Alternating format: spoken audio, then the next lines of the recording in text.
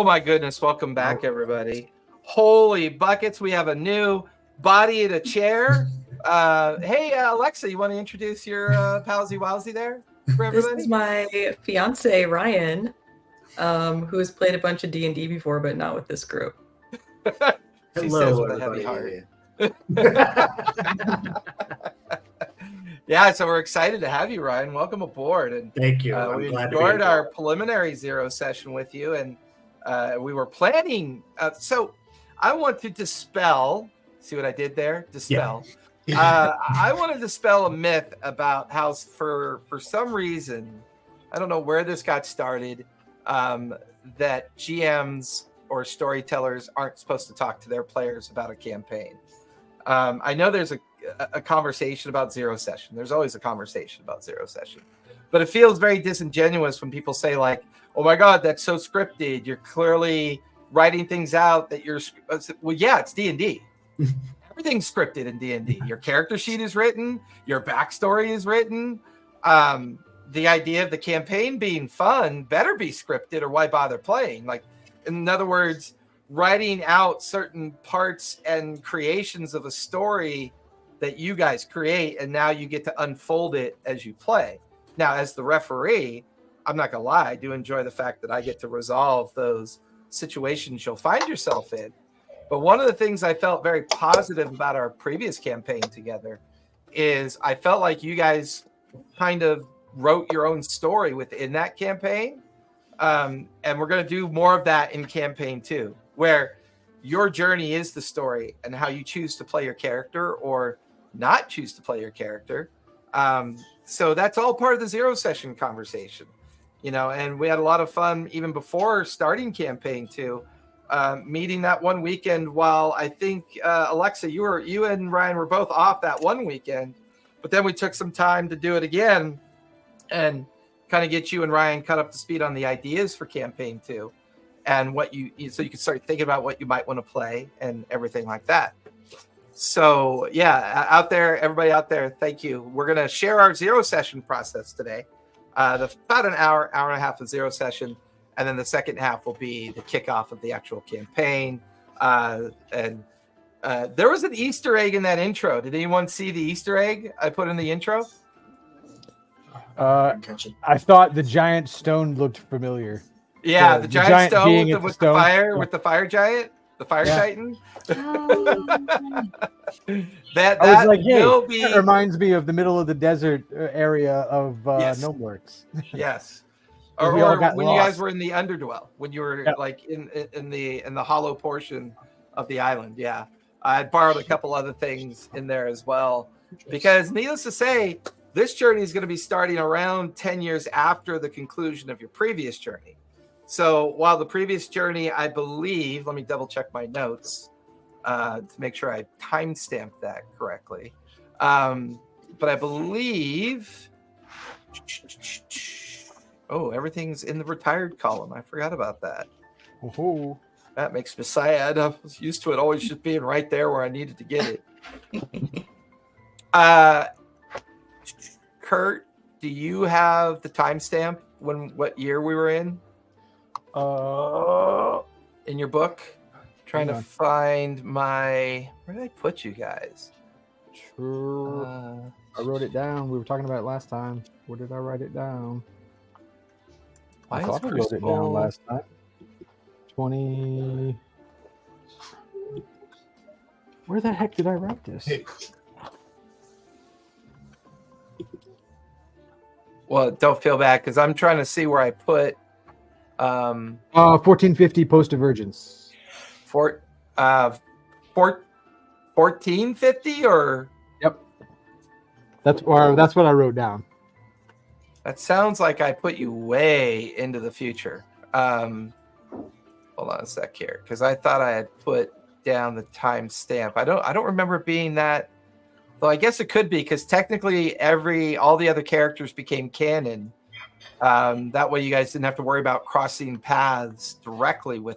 No, I don't think it's that late, because you guys were working with Jester and Ford and those guys and Caleb. So I don't think that's accurate.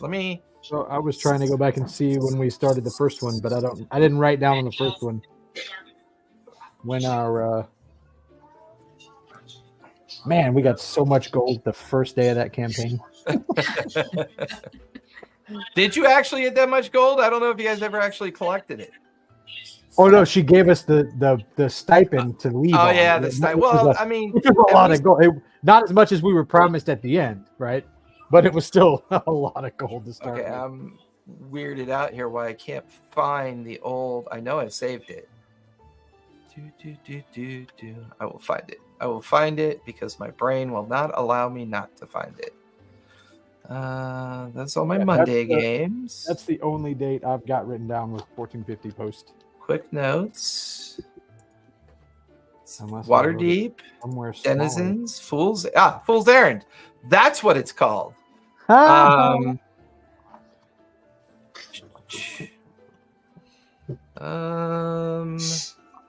what did you have down? 1450 post divergence. It's supposed to be 1015. Okay. 1015 post divergence, because that put us about 100 years into the future. And with the use of magic for Caleb and the others having access to longevity magic, it was still able to use some of the characters in the story. So this adventure will begin in 1025 post divergence.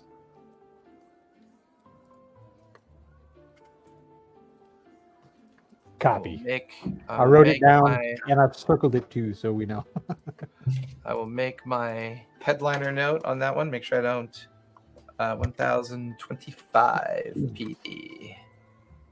All right. So, what are we making? Who's making what? You're like, Jason, we already made everything. Why are you being Ranger an idiot? all day. Actually, no. I'm starting as a ranger at least. Okay. Oh, that's the other thing for those out there watching or listening, either post VOD or post podcast. We're starting off at level 1.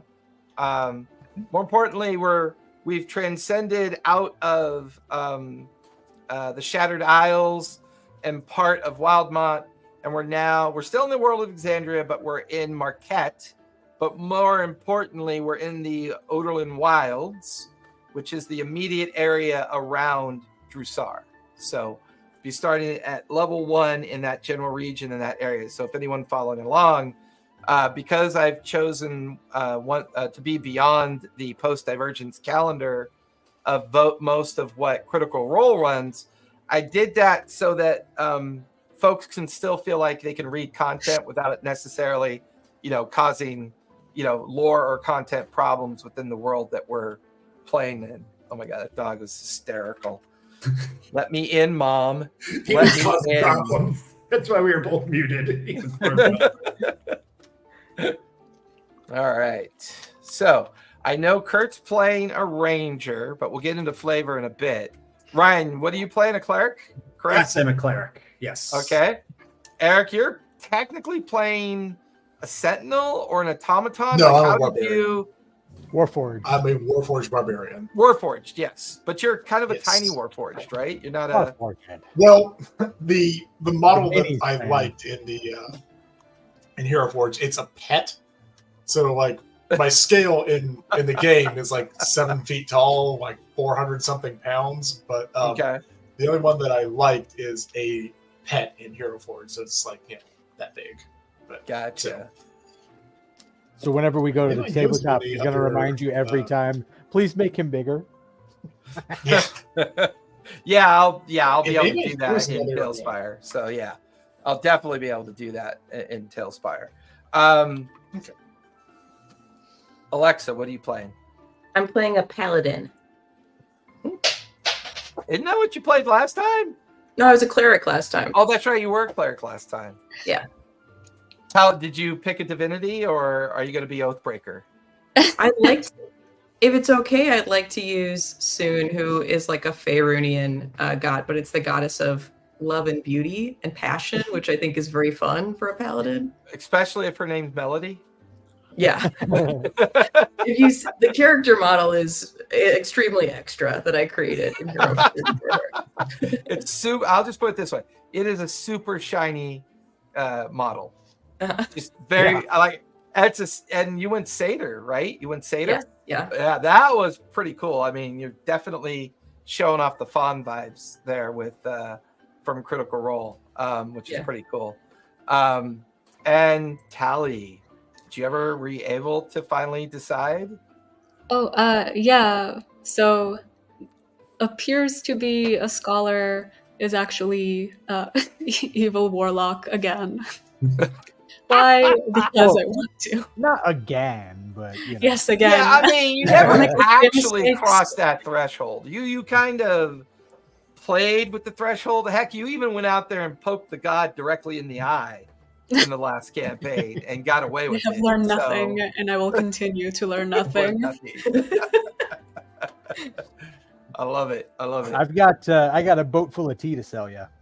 A boat full of tea. It's already been dipped and drunk. Yeah. I hear that. It may or may not be underwater, but I've got a boat full of tea to sell you. So we've already kind of gone over the core of the homebrew rules. 2024 Player's Handbook release has already codified bonus action health potion. But as I've been listening to reveals and other folks talking about certain aspects of how they use things, there was one idea I really liked, and I don't know if it's an actual raw rule or a rule of cool, or if maybe it's something I just didn't read when I saw it, because I just automatically treated all potion drinking as a bonus action.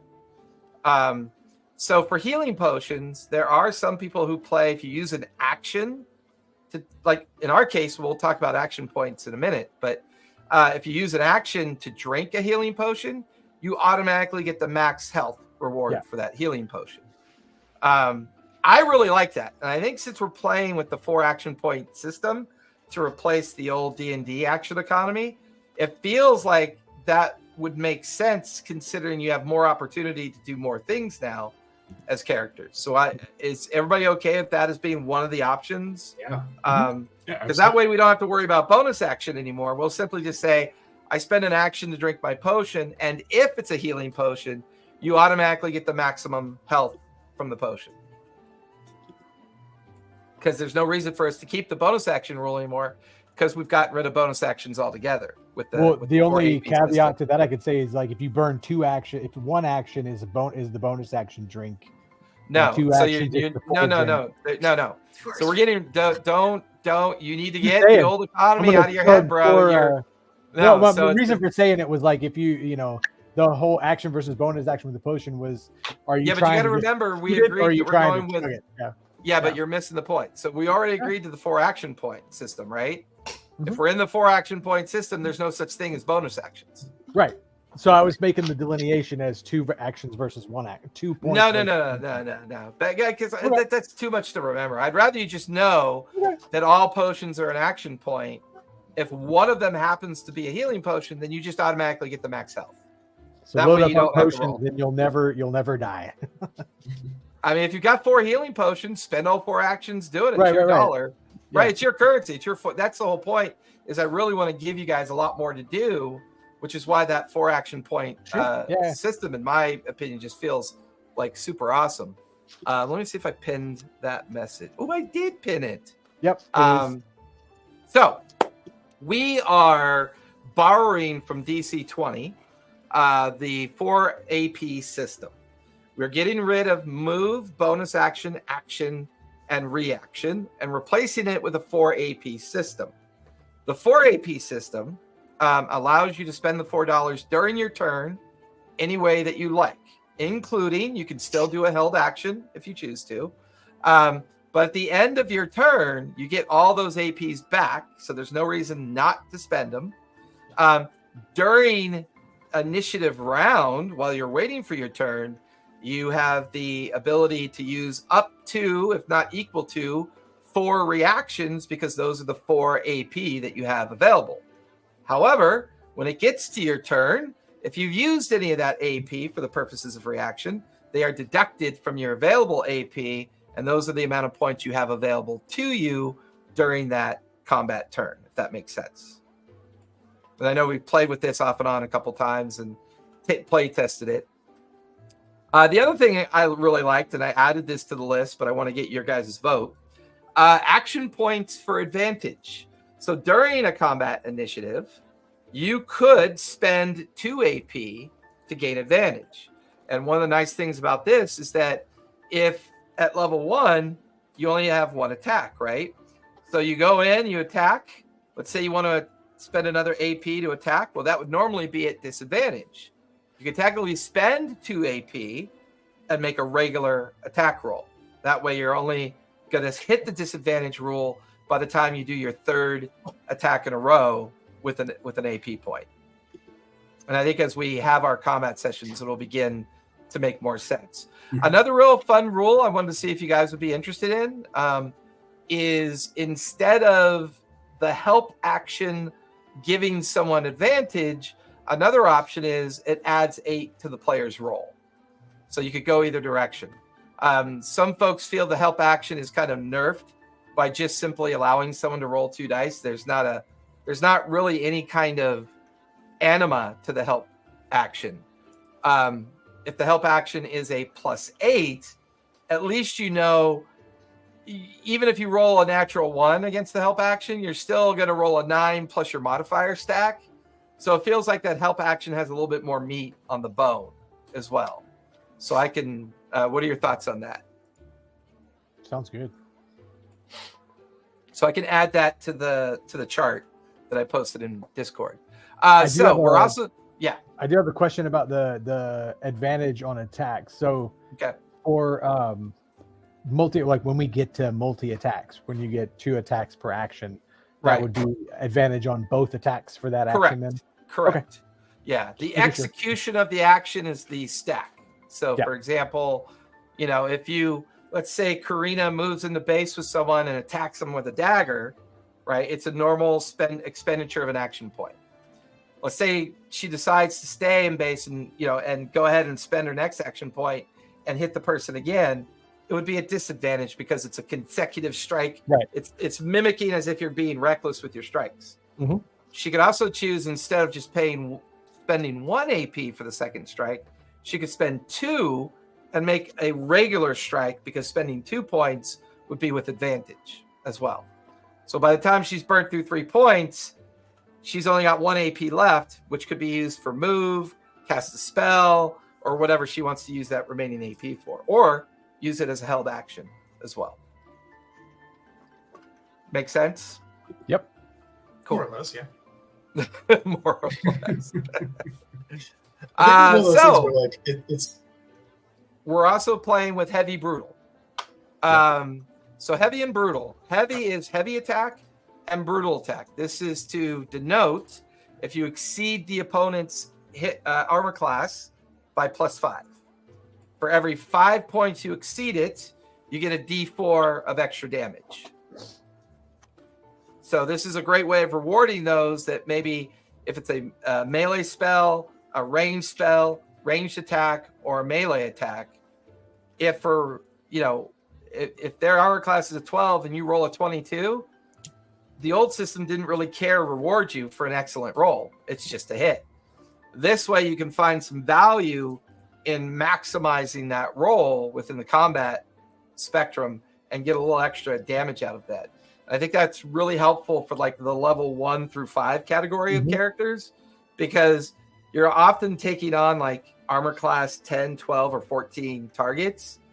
And even as a starting character for D&D, you're often doing 18 through 24 in like the hits, unless you're Tally, then you're barely rolling hits, but Man, starting shots this. fired. shade. It's sunny. I needed shade.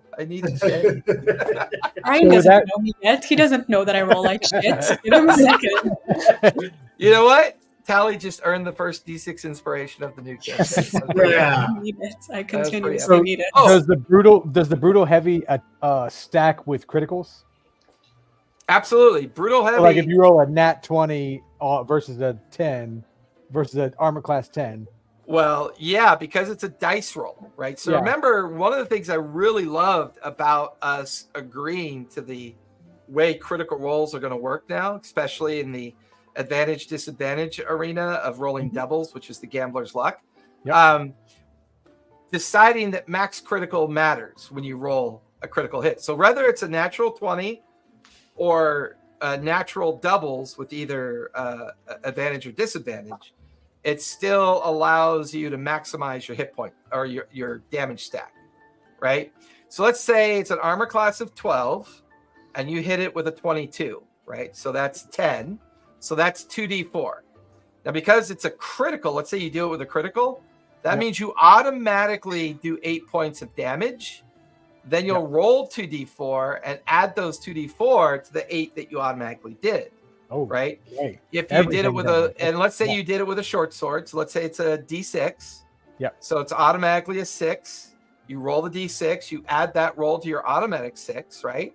So now you're looking at 6. You're looking at, let's say, before you even rolling dice, right? So you have the 2d4. That's 8. The d6, which is 6. So you're already at 14 hit points, right? Let's say as a paladin, you throw in a first level or second level smite. That's 2d8, right? So that's automatically 16. So before you've even rolled any dice on a critical, you're already doing almost 34 points of damage. Now, flaming pile of ash. It's a two-way street, though. That's what I love about these rules, right? It's a two-way street. Mm-hmm. So monsters and denizens and bad guys kind of have that opportunity and that option too, if it arises for them. And we don't have a bard. We don't have a bard to cutting words those attacks either. Yeah, there's that. or silvery barbs. yeah. I'm really looking forward to see how you guys play your characters. It's gonna be kind of cool. So, gambler's luck, disadvantage or advantage during attack rolls. Any doubles is a critical, with one exception. Double 20s is an epic success.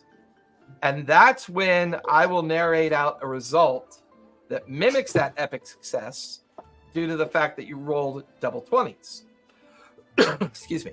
Double ones is an epic failure. That is when I will ask the player to describe what their epic failure is. And if it doesn't feel epic enough, then I get to do what the epic failure is. So this is an opportunity for you to be able to role play your failures. I think it's really fun. Gives a lot of creativity to the rare opportunity that you may roll double ones. It's statistically it's pretty rare, but it's so rare it'd be fun to have a kind of way of playing it out. Max critical damage is what we just went over for. So anytime a critical hit takes place, you max out all the die rolls only, then roll said die, then add your modifiers, and that is the total amount of damage that will be issued to the target. And then I provided a quick little example of the AP system, the chart system, just to give you an idea of kind of the standard point cost it would cost you to use it. Now, we still have spell slots, so it's still going to remain. I feel like this fixes a lot of the action economy stuff that I feel like slows down combat. Even though I know our combats were like averaging like 2 hours, 2.5 hours, depending on whether it was a boss level. Like obviously, yeah. I mean, obviously the finale 3 sessions we had together was like combat,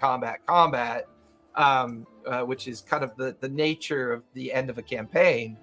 I've noticed in the playtest that on average, combat was between an hour and an hour and 20 minutes. And I think that's a good balance of playstyle. It allows us to, play up to a certain point, and have certain expectations to how we want to develop our character. And one of the things that will help a lot too is that as you're developing your character, if you come across a subclass, a feat or feature that says as a bonus action, we can go ahead and homebrew that. Like we can decide how to make it an action if that's the flavor that your character might want as a subclass or feature, so to speak. That's all I have for the homebrew rules. Death saves, right? 5, 10, 10, 15, 20 on a D20, no modifiers. I do like the homebrew rule of 3 and out, meaning after the 3rd time you're resurrected, you can't be resurrected anymore. I feel like that adds some interesting. I feel like that adds some interesting lethality to the game. Now, there's unconscious and then resurrection. Resurrection means you dead. You failed your death saves, or they did enough damage that it outpaces your hit point pool, and therefore you die outright. So you get sacrificed to some unknown god. Yeah, something like that. Nothing to worry about too much. Anyways, so yeah, that's really all I have for the homebrew. Does anybody as a player have any homebrew ideas that they may like to express, or potentially see if we want to add it to the game? Not yet, outside of items, but those are different. Well, yeah, but we always homebrew items and monsters. I don't know if I said this before, Ryan. I homebrew all the magic items. Okay. And I also homebrew all of the monsters and NPCs and baddies in the game. That way, feel free to read whatever content you want.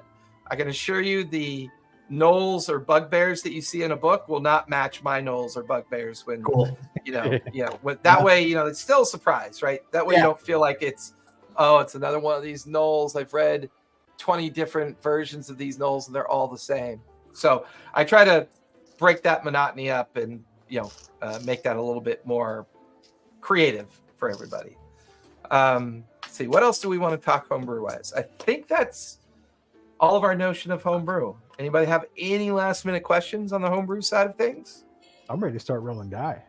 Okay, so let's see how we do, everybody. So what method of rolling do you want to use? Do we want to use the 4d6 method where you toss the lowest dice and re-roll the first one? That's what I did, because I mentioned this last time. I had already rolled up my character. That's what I had done. It's the 4d6 minus 1. Yeah, so it's 4d6. The lowest of the 4 dice you toss. If any of the remaining dice are a number 1, you can re-roll those 1 time. Now, if you do it in D&D Beyond, they have a great little digital format for you to do it. You can actually go to your character sheet management page, go to the stats, like the ability section, and they actually have it already pre-built for you where you can just spam that button and do that roll. Or if you're addicted to dice like Kurt, you roll real dice. We do 2 pools or 1 pool, or does it matter? Just 1 pool. 1 pool? Okay. Yeah. And then you just put that number that you get and put it anywhere you want in your abilities list. Yep. Now, if you roll all 10s, obviously we can re-roll. We can do another set of re-rolls. I don't want you to feel like you have to play with a par 0, stat block. So we do the roll of 4d6 6 times to get enough for each stat, right? Right. Okay.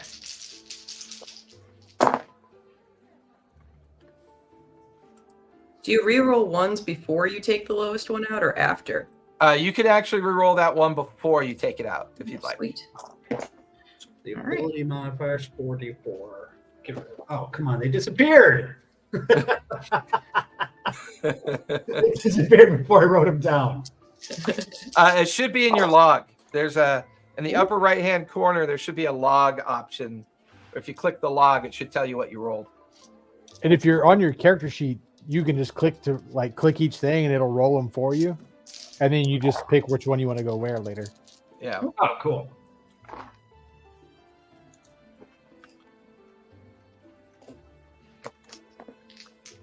Oh my goodness, I miss rolling dice. Yay. How you doing, Tally? You've been quiet. Just calculating which is more fortunate for me to do the pre-made ones or the rolled ones real quick. I am not rolling good with my real dice, I will say. Well, that one's okay, though, actually. Put him in jail. Put him in jail. And what's interesting, though, with the new 2024 handbook, you do not get your subclass feature at level 1. You get it at level 3. I thought that was pretty typical. I thought you got it at level 3. No, you got it. No, if you look at the 2014 book, you get your primary class feature at level 1. Okay. Well. And I think they did that Maybe it was- because they presumed everybody is just starting at level 3 anyways. So why not just adjust it for that? And I'm like, that's fine, but it doesn't really make that much of a difference. Because getting from level 1 to level 3 is a pretty quick kind of that's like milestone sessions. progression anyways. Okay, so all you guys and my husband keep infecting me with this, but we were at a comic shop picking up his stuff a couple of days ago, and Yeah. I'm playing a murder robo, and I was like, oh, there's blood spatter dice. I have to get these. I'm playing So a murder robo. I don't know how I feel Yeah. about that.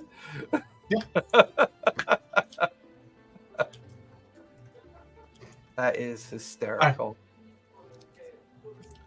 I just couldn't call them murder, 3 things because that's copyrighted. I don't So need to for fight like that. Traumaton, talk to us about your stats and how you've built Traumaton. What's the genesis of I don't need their whole backstory because obviously that can be revealed through the campaign. But what's the genesis of a Traumaton? Their backstories. Okay, I will just go and give you the backstory because it's not. Well, that I'm going to bad. need your backstory anyways to add the notes. I'm just saying we don't need to actually do a backstory reveal. So, like, I a got you. Traumaton's genesis of why you built them and what you were hoping to accomplish with them. Part of it was, like I said, I rolled kind of before I had a character in mind, and it was like, ooh, I got like 2 17s and some other stuff. I had a few that I built up. One seemed kind of similar to the character Kurt's playing. I was like, I don't really want to use that. Another was one that I was planning on using in a different campaign that kind of fell through, but he's a goodie, so it was like, he's another paladin. So it's like, if we're gonna be criminals, like, all right, might as well go like full ham. Like, all right, let's make an evil, like, let's do anti-spot. Let's do a lawful evil robot tank. But Now, the I will express in the campaign genre of things, you are merely taking part in a criminal-centric world or criminal-centric campaign. It doesn't mean you have to be a criminal outright. You could simply be whatever your character is intending to be. You're just kind of in the atmosphere of criminal activity. But if you want to be a murder robot, you go right ahead and be HAL 5.0. I'm okay with that. Give me a minute because I didn't notice that Charlie here hopped up and got a piece of my red bean bread, so I'm going to sweep that up real fast. Yep. Yeah. Lexa, are you using your big die? No, because I had to roll 4 at once. I did not, but we got these awesome like giant storm giant Nice. at the Ren Fair last weekend. It was very fun. They have not been rolling super hot for me, so I'm a little. Anybody want to borrow my D6? I got myself my first ever D100 at the Ren Fair. Oh, that's awesome. That's awesome. I'm so jelly. My wife has one of those, and I still don't know how she reads it because it's like I stare at it and I'm like, what number is that on? Because it looks like it's on 5 numbers at once. Yeah. I got a Rubik's Cube die and then shuffled it, and so now I don't know what side's what. So. Oh no! Oh gosh. I haven't taken the time to learn how to do a Rubik's Cube. So. Just YouTube it. It's like really easy to YouTube. Yeah. There's some people out there that can do a Rubik's Cube in like less than 10 seconds. Yeah, with their eyes closed. Yeah, it's crazy. I've seen a dude do it with his feet. Yeah. It's just nutters. All right, Alexa, talk to us about Melody. What's the nexus of Melody? What is Melody? Yeah, so Melody, I think her backstory is she has spent most of her life so far living like in the wilds outside of the city, living like an extremely chill, maybe kind of hedonistic life, just being like a follower of Soon. Yeah. And I think her twin sister like travels into the city on a mission for Soon, and they just don't ever hear from her again. And so she's motivated to travel into the city, basically like looking for her sister. Right. And maybe kind of is getting involved with the criminal underworld because she's trying to figure out where her sister is gone. And she's often referred to as Lady Firehair too. So Yes. she's kind of this this over the top, like I picture as being over the top and glam, like very kind of glamish, maybe, with the appearances that she makes. She's a fun goddess, and thank you for choosing that one because it'll definitely introduce some kind of weird. And I'm going to remind everybody out there in VOD and Podland, we are adult themed, but not adult cringe. There's a difference. So just a Let's have reminder. a serious conversation about that. I just saw Eric's face crumble when it was theme, not cringe. Does Melody talk like a Valley girl? Oh, Because gosh, she kind of looks like Oh a Valley. no! Like a Valley satyr would just be the best satyr. Oh my god. Oh my Have you gosh! been to the shops in Jrusar? They are amazing. Is each one of us going to commit to an accent and then do the entire campaign in an accent? The whole in that strong accent. Absolutely. As I a have person who committed. practices the art as much as I can, it is hard to forget sometimes when you're in and out of an NPC's accent. So there's sometimes I'm halfway into an NPC, I'm like, oh wait, that is Wrong not a guy, wrong German. one. Wrong one. So that's awesome. So, Kurt, I got to know, was that Stefan you were doing there? Yeah. The coolest club is That's the hottest club. The hottest club is. What's the story behind Forn, Kurt? What's the nexus of Forn? Well, Fawn is a bounty hunter. So he spends his time filling bounties right now.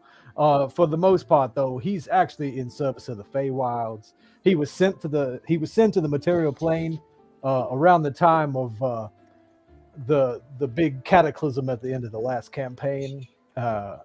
He was caught wind of some kind of nefarious thing that may be ending the Feywilds and apparently failed. So feeling a bit downtrodden from his failure, he decided to stay in the material plane and take up bounty hunting and keeping an ear to the ground as Is he there a watches for infamous, his... is there an infamous hedonistic satyr that you're bringing to justice? Possibly. It depends on how much they pay. In the material world, I don't really care how things go. All I care about is the Feywild and that the Feywild is safe. So whatever it takes for me to keep the Feywild safe, I will do that.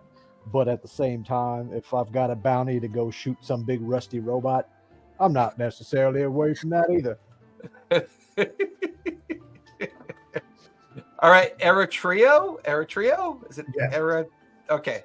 So Forn, Eritrio, Melody, Atramaton, and Karina. I did it. So what's the nexus of Eritrio?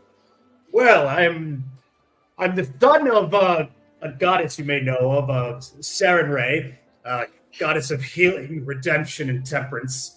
Nice. And as you may know, You and I are getting along. she may be a little aloof to the mortal affairs, and even though she is a goddess, I am just half-blood. My father, I don't really know who he was, but he was a man. Now, she wanted to send me into the mortal world to help spread her blessings, but I, too, like her, am a little bit aloof. So, like any good mother, she tried to find me a job. But All right, second D6 of inspiration has been earned. That's brilliant, slipping that little bit of shade about the typical mom looking for their lazy son to get a job kind of vibe. And she since she wasn't so keen on the affairs of the world, she found some sort of outfit called the Trickfooters, who she assumed was affiliated with Pike. But she was mistaken. They are actually a small gang of traffickers of illegal potions and thieves. And now I'm stuck with these hoodlums, but still trying to make my mother proud. Oh my god, I love it. All right, Karina, what's the nexus of Karina? Corinna is the daughter of a minor noble family, the Lombrosos.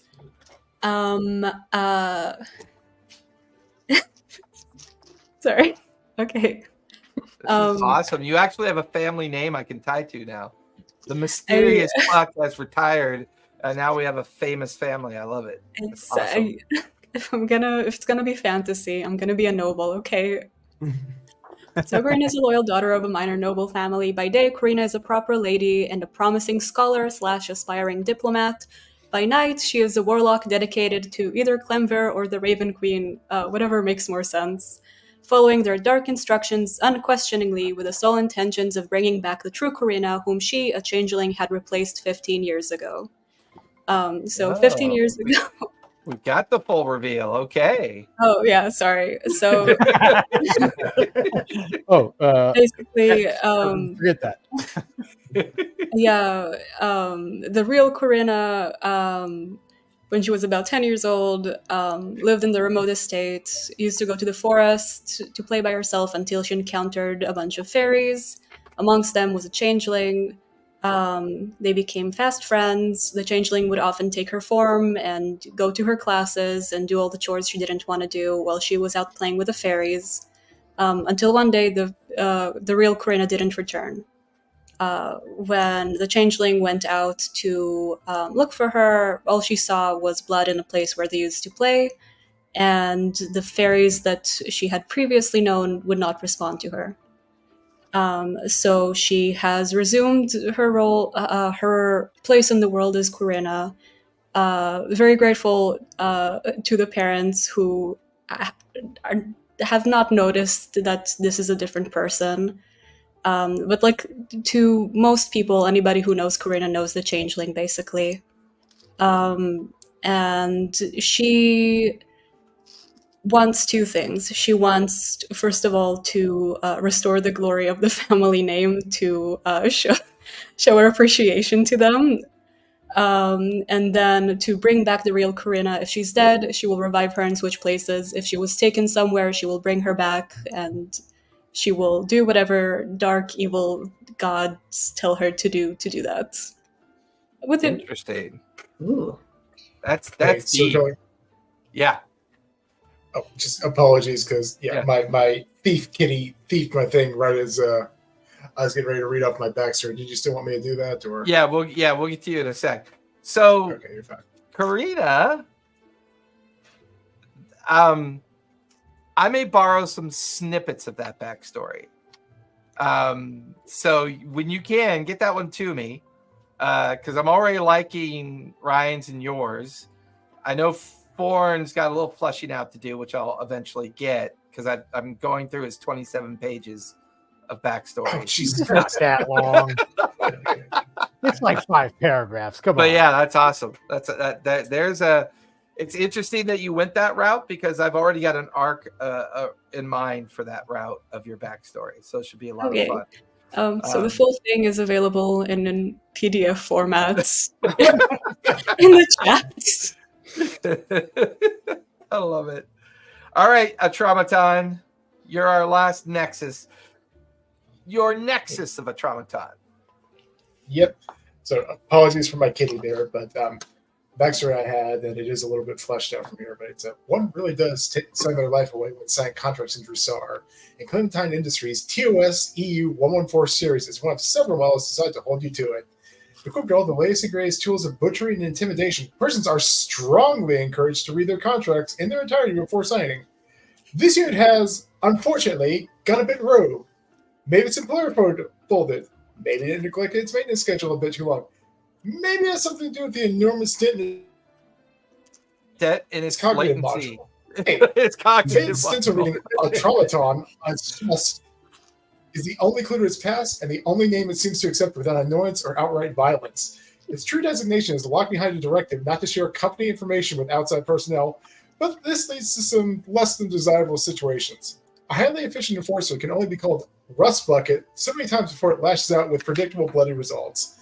Recently released on the streets of Jrusar, Atraumaton will enforce the terms of any contract that's given to whatever letter its sick CPU can rationalize. And I kind of got it as they were basically built by Exandria and Apple, and Exandria and Apple being like normal Apple, if something breaks, just buy a new one. Just fuck you, buy a new one. We don't do repairs. Gonna help consumer, and in this case, it's a murder bot that still mostly works. Oh my God, I'm gonna build a repair shop that's gonna be somewhere in the Ark.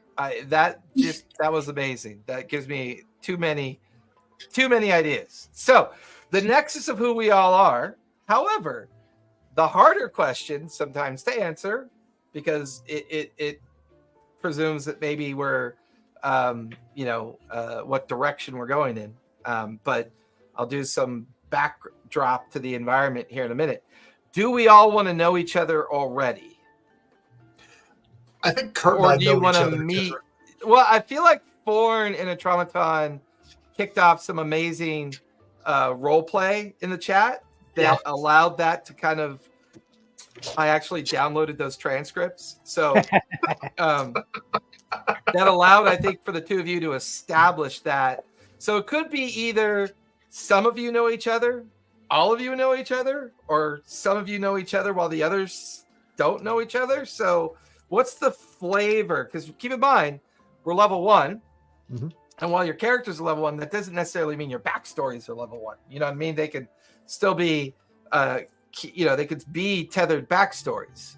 I feel like Karina's gone the route of the lone backstory a little bit and out on that voyage of discovery. But it feels like maybe Eritrea and Melody might know each other. And more importantly, Melody might have heard of a ranger by the name of Forn because of him being a bounty hunter as it relates to Fae. Because technically satyrs are Fae. Mm-hmm. And because we're 10 years after Fool's Errand, the Fae currently doesn't exist as it normally used to exist. So people choosing to be Fae take on the canon of the Fae and the Shadowfell being destroyed by Mason and Withia, more importantly by Mason. And therefore, that was never, that was canonized as something that maybe it's destroyed or maybe it's just hidden in a different place to be found. And that's something that's something Forn, like he picked up that thread too late kind of thing. Right. And so he's like, I'm staying around here to not let this shit happen again kind of thing. Right. And Forn, what ancestry did you go with? It's Hexblood. Hexblood. So, yeah, and the details of his background, because he's not. So Hexblood is supposed to be a lineage on top of another race, right? Correct. But I did him just as a natural Hexblood, as in he was made alive from magic between two races that shouldn't be able to mingle. I'm getting the bounty hunter's name from Star Wars, the cartoon series. Kane? Was it Kane or Cad Bane? Yeah, Cad Bane. A little bit of Cad Bane vibes, yeah. Minus the super evilness. He's not evil though. Cad Bane kind of skewed a little bit evil, but yeah. What were you saying, Ryan? Definitely. No, I was just saying I love Cad Bane. So, yeah. If I could do that gravelly voice, but I can't do that though. And I'm not here to tell you that I'm going to try to kill you because you haven't started running, so you're already dead. And, pretty much. That's Cad Bane. Cad Bane is just like that. I can't do his phonic on his accent, but he's just this stoic bad guy who's trying to be edgy, like anti-hero. I love that character. Mm-hmm. So Atraumaton I know is a Warforged. Karina, what'd you go with? Changeling, right? You're Changeling. Technically, you're a Changeling. And I love that flavor of you taking over somebody else's life until they are found, which is pretty cool. That's a great motivation for a Changeling, I think. And we know Melody is a Satyr. Eritrea is a Asmar. Azamar. Nice. I pronounce it Azamar because it feels weird saying ass all the time, So it's just kind of like Asmar with a Z, though. Asmar. Yeah. Kiss my Asmar. That'll be my tagline. That'll be your tagline. I'm an Asmar with a Z, baby. Kiss my. A friend of mine has Asmar. The state of the world. Asmar. Before I jump into the state of the world, any ideas about who knows who? I know Forn and Atraumaton will know each other. Karina's family is like well known in Jrusar or well known in a certain area. I have a section for the family biography. So yeah, we'll put them in. Like, if we'll it's put in them Jrusar, in Jrusar, Karina. then I would recognize the family name probably, but I don't know that I would know They used her. to be more prominent, and then due to falling out of favor and also the uncle's gambling debts, they are now one of those noble families that have an estate and a name, but like very much dwindling assets. I may or may not have had to track down your uncle. Oh, fun. So if you're familiar with the families, you'd be familiar with her, and I guess she is technically trying to be involved in whatever politics Jrusar's has, so she might just know people as like that's, somebody's assistant or like whatever, who is just kind of there for now. If Melody's looking for somebody, I would be a person that. Yeah, maybe I might have gone to you and tried to get you to help me since you're a bounty hunter and we're both Fae. So maybe I thought I could like kind of lean on you. Oh, hell, dope girl. She's coming back. So yeah, I mean, there's knowing and familiarity and kind of, you don't have to be like, spit brothers or sisters in the shower, but like, you could be familiar what is with spit brother in the shower. It's a very old 80s thing. Yeah, it's a very old 80s thing. It was an example of cringe. Yeah, I'll go with that. It was an example of cringe. So I feel like Melody being familiar with Forn, which I'm glad it's an F and not a P. And I feel like Forn is a companion of would Traumaton be a companion of Forn? Or would Forn be a companion of a Traumaton? From the bar. I go to the bar to drink. He goes to the bar to beat people. Okay. So does a Traumaton want to be a bouncer at the tavern? I think at this point it's like it was basically, they got turned in for a repair, and again, it's Fantasy Apple, so fuck you. So they just kind of, the previous employer kind of was like, oh, hey, it's lost. Warranty claim. So they ended up, their whole thing is they're an enforcement unit. So they need to just be somewhere where they can enforce a written set of rules. So they kind of have a bar. Is a Traumaton capable of changing as the world changes around them, though? Are they capable of that? I think it's one of those, like, they can't alter their core programming. If you have a big enough hammer. Like, they're not going to do that, but they're intelligent enough to be able to kind of, like, rules lawyer situations. So they're not going to be like, well, hey, this is something that's not explicitly saying. It's like, well, I mean, close enough. Let me try to find. I think I had something in the RP that Kurt and I were doing. That was similar to that. So let me try to find it. So that's good to know. So I feel like Forn and Trauma would kind of know each other through casual understanding. Melody would understand who Forn is. Karina may not know who Forn is, but Forn is familiar with the family name that Karina is involved with. What about Eritrea? What do you think about your Azimar's kind of relationship potentially with some of the characters?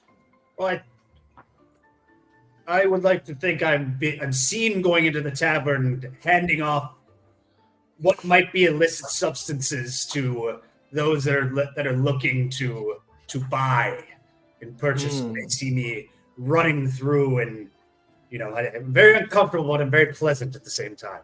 You kind of stand out. Yeah. Yeah. Oh, it's that wing boy. Hey, wing boy. Awesome. This already fits with a lot of things I already had in mind because of the way you guys did your Nexus descriptions for me. And now that I've heard how you want to think about knowing each other versus being complete strangers. So 3 of us know each other from the bar.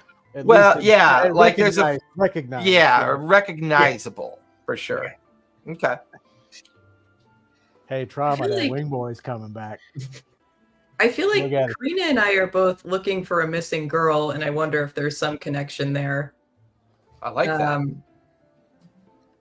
You know, that Yeah. we're not hunting down the same person, but maybe like our paths lead us in the same direction, and so there's some point at which we like meet, but maybe don't know each other super They were well. playing with fairies, right? When she disappeared.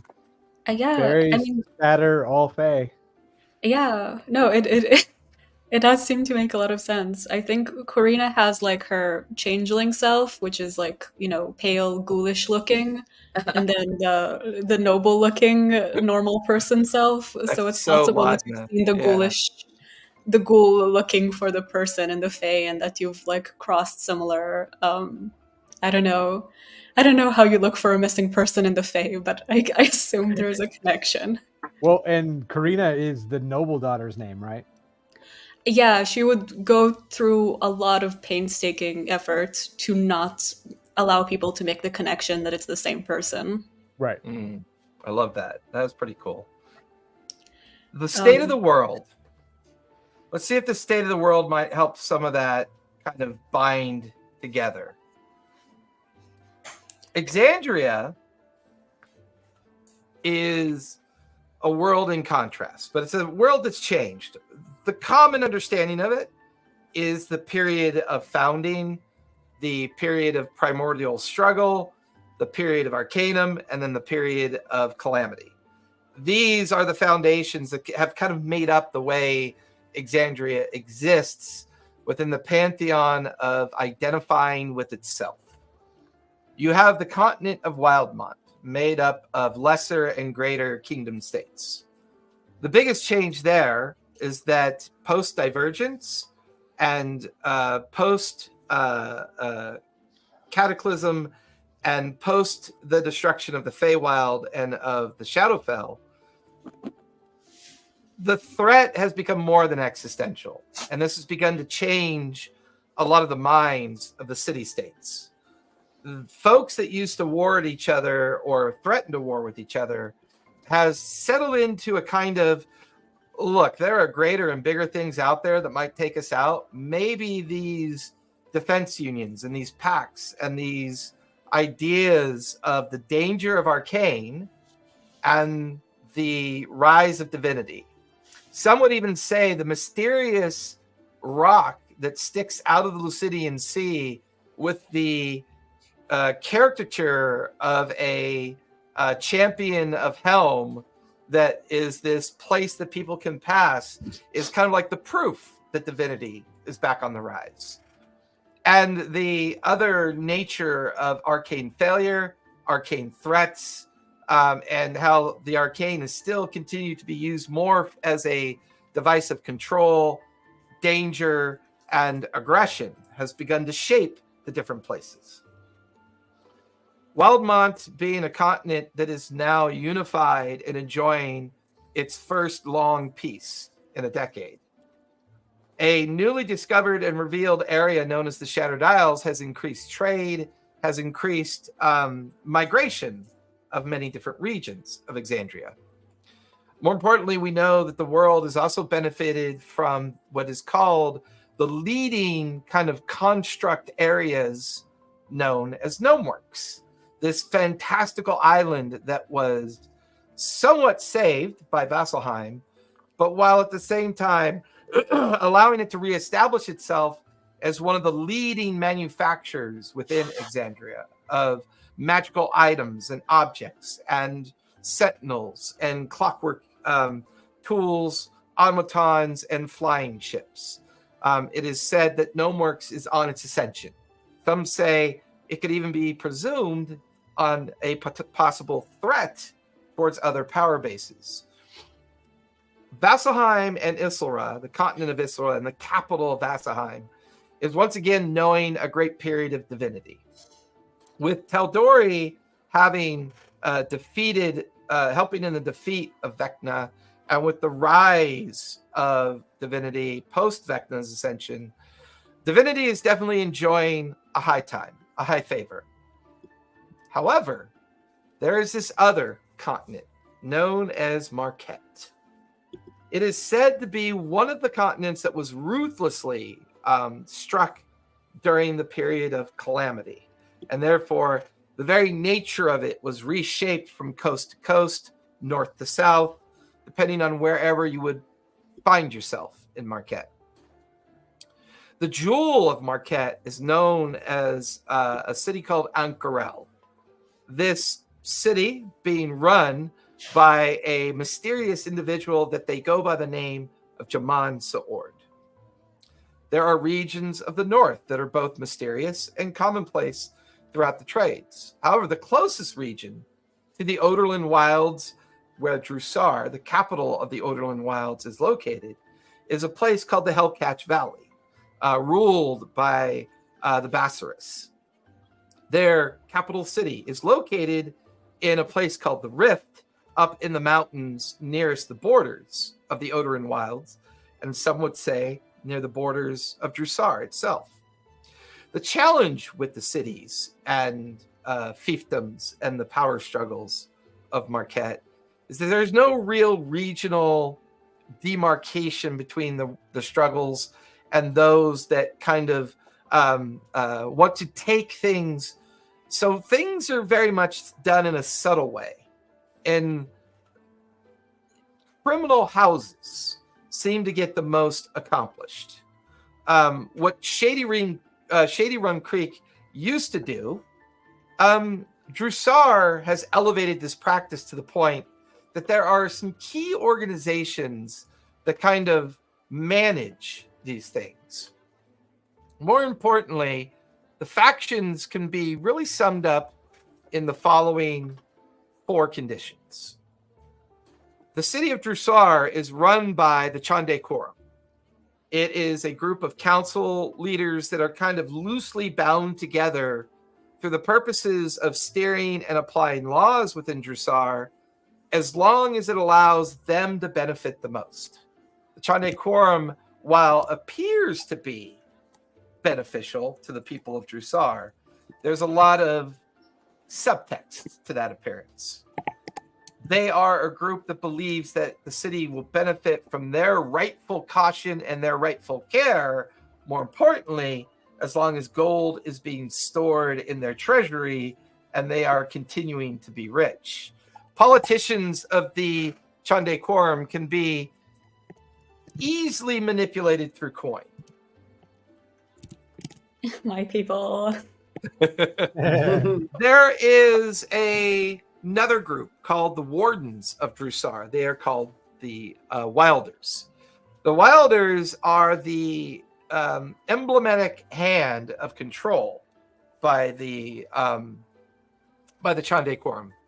And they use the Wardens as a means to apply laws. They also use the Wardens as a means to subject people to their own sense of that person didn't pay the tax, go and deal with that person under the auspices of the control of the city. After the Wardens of Jrusar, you then have a group called the Ivory Syndicate. By far the strongest criminal house in Jrusar. They are, in all sense, a true criminal organization. It is said that they've paid off the Chandei Quorum. They have wardens on the payroll, and they are involved in smuggling, extortion, assassination, all illicit activities. It is said that the Ivory Syndicate gets a taste of. They are so mysterious, no one actually knows who the actual leader of the Ivory Syndicate is. To counter this, there is a group called the Hubatt Corsairs.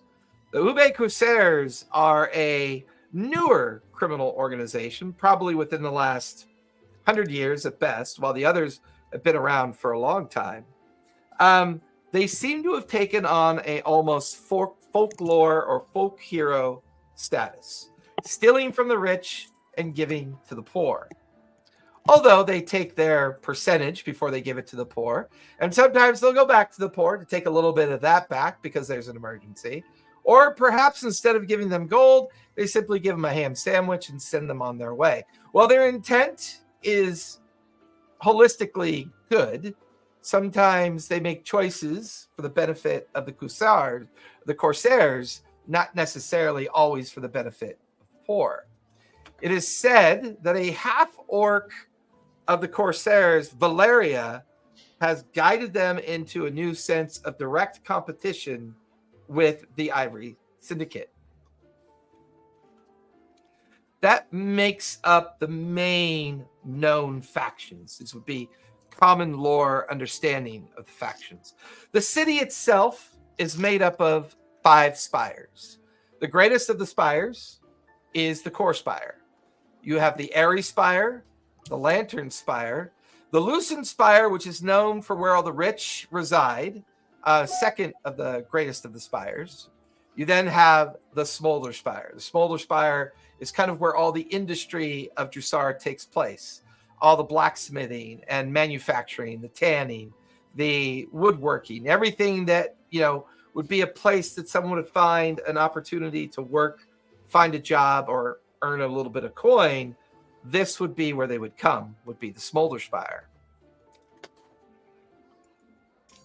There are notions of nobility within the spires. There is House Loomis, known for its scholarly pursuits. There's House Treshy, a prominent merchant house known for its wealth. And then House Maysoon. House Maysoon, known for its artistic pursuits. More importantly, they're known to be master cartographers and map makers as well. They all reside in the Lucent Spire as where their residence and where they choose to live. However, they may have shops in the Airy Spire, the Core Spire, and may provide opportunities for those that wish to work in the Smolder Spire as well. What was the name of that last faction? I didn't catch it. The Maysoon. Maysoon. The Maysoon. And what was the merchant house called? The merchant house. Treshy. Treshi. Treshy. Is it spelled Trey Chic? Don't go there. All right, you already went there. Okay. I wonder if Matt intended to call them that. I don't know. And while these noble houses are known, the family trees aren't necessarily common knowledge.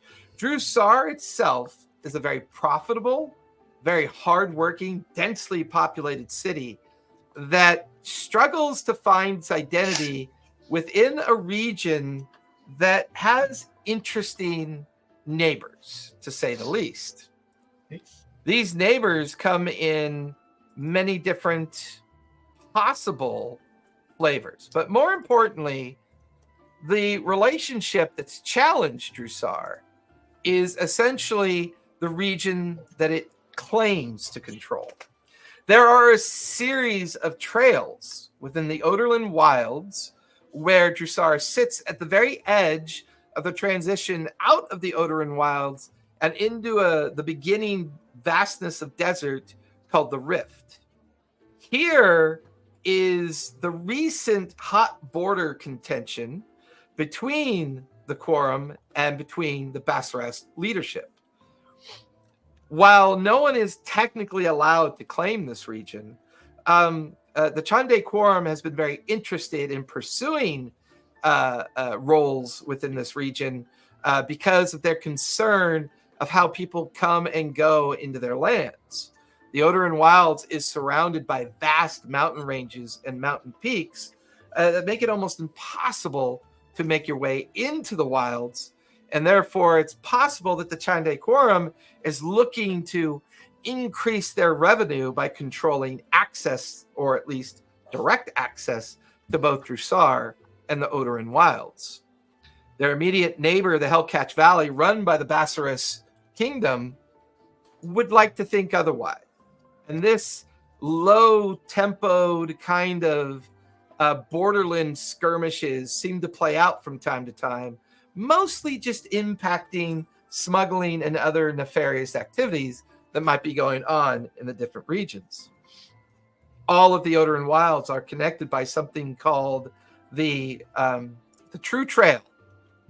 Here, make sure I'm pronouncing that right, Odor and Wild, or the Honored Trails. The Honored Trails are a very vast network of roads and lesser trails that connect all the different groups within the Odorland Wilds. More importantly, they connect Avicii to Jrusar. It connects to the Heartmoor Hamlet and the Heartmoor region, and Gordire region as well. More importantly, the capital of the Bassaras contingent is located in the Gujar Sarai, which is located in the Rift.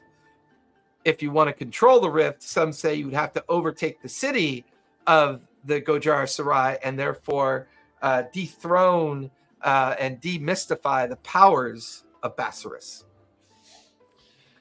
Here in the Hellcatch Valley, you find yourself going down to the busy southern peaks of the Ashenador, or out into the expansive desert of the Rumadam Desert, the largest portion of Marquet. Some say the desert was formed by the mere fact that the gods fought here. It's believed that the Rumadam Desert was once nothing more than a vast tropical forest that instead has now become a vast ruinous desert. In the southeast, you have the Panagript Sands. In the southwest, you have the Talland Highlands. And of course, you have the Islands of Dusk. And in the far, far north, you have the Agrad Mountains. Most of these regions are unpopulated, uncontrolled, or local land barons or warlords find their own ways of making these far-flung regions as kind of their home and their power base. There's a general malaise about unanimity and uniform agreements within Marquet, allowing the perfect location and the perfect rise of a city-state called Jrusar, which is said to be the home of just about every criminal undertaking known to Marquet, and in some cases probably known to Exandria itself, with a few exceptions of the island of Darktoe, as well as a place in Wildmont called Shady Creek Run. But some say the idea of the different organizations that even find their way out there somehow have some minor or lesser link to Jrusar that is said to be, you pay the tax, you get the support of the criminal syndicates. You don't pay the tax, they're liable to gobble you up and use their resources for their own purpose. So with that in mind, let's take our 5-minute break. And when we come back, we are going to kick it off. Question about gear. We didn't go through gear at all yet. We're going to hit that. Oh, next. It's level 1, baby. Plenty of shopping to do in Jrusar. Right on. Okay.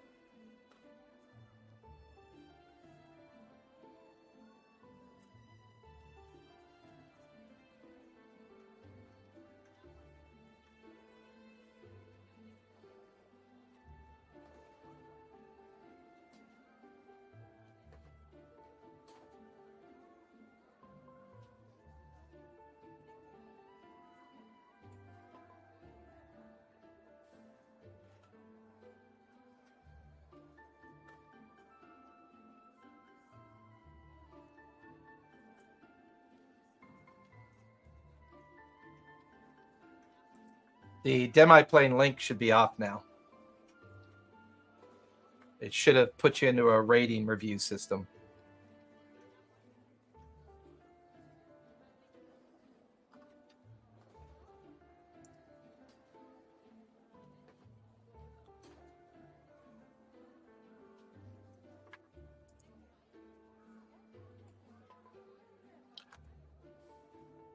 I had to get water. I was dehydrated.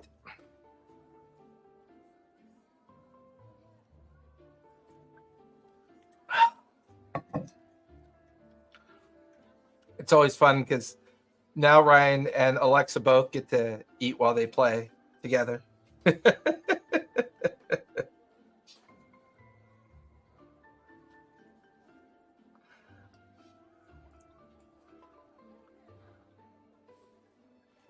Tally's messing with her camera. You're on mute, I think, Kurt. I can't hear you. Oh man, I am. I was talking the whole time, and look at me talking about Tally being muted. Oh,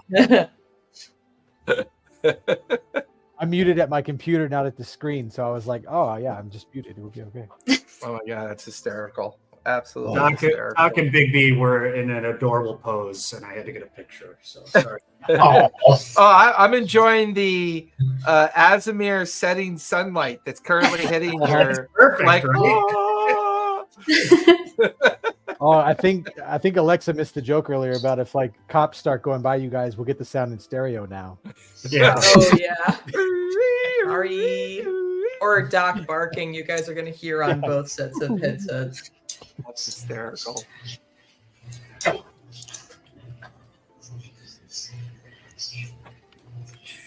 Where did I put you? 'Cause you're there. That's where So who's the barrel guy? No idea who you're talking about. I got no idea who you're talking about. I do love the barrel theme though. That's freaking fantastic. I assume he's the bartender at our little place here. In the core spire, there is a little tavern that sits in amongst the rock and protrusion of the spire itself. The core spire has all the signs of overpopulation, overbuilt, a structure that once used to be a part of what some say was a large mountain range that over time gradually descended and decayed into these 5 spires. But of the spires, the core spire is the biggest and therefore had gotten the name the core spire. Atop the very top of this place, of the core spire, sits the administrative structure of the Chandei chambers, where the Chandei Quorum plot and plan their doctrine, as well as how they choose to use the Wardens.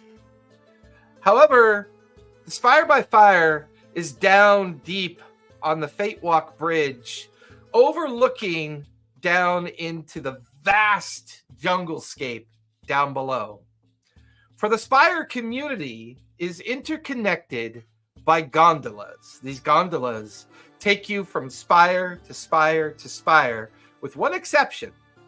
There is a famous bridge called the Fate Walk Bridge that connect both the Lantern Spire and the Core Spire.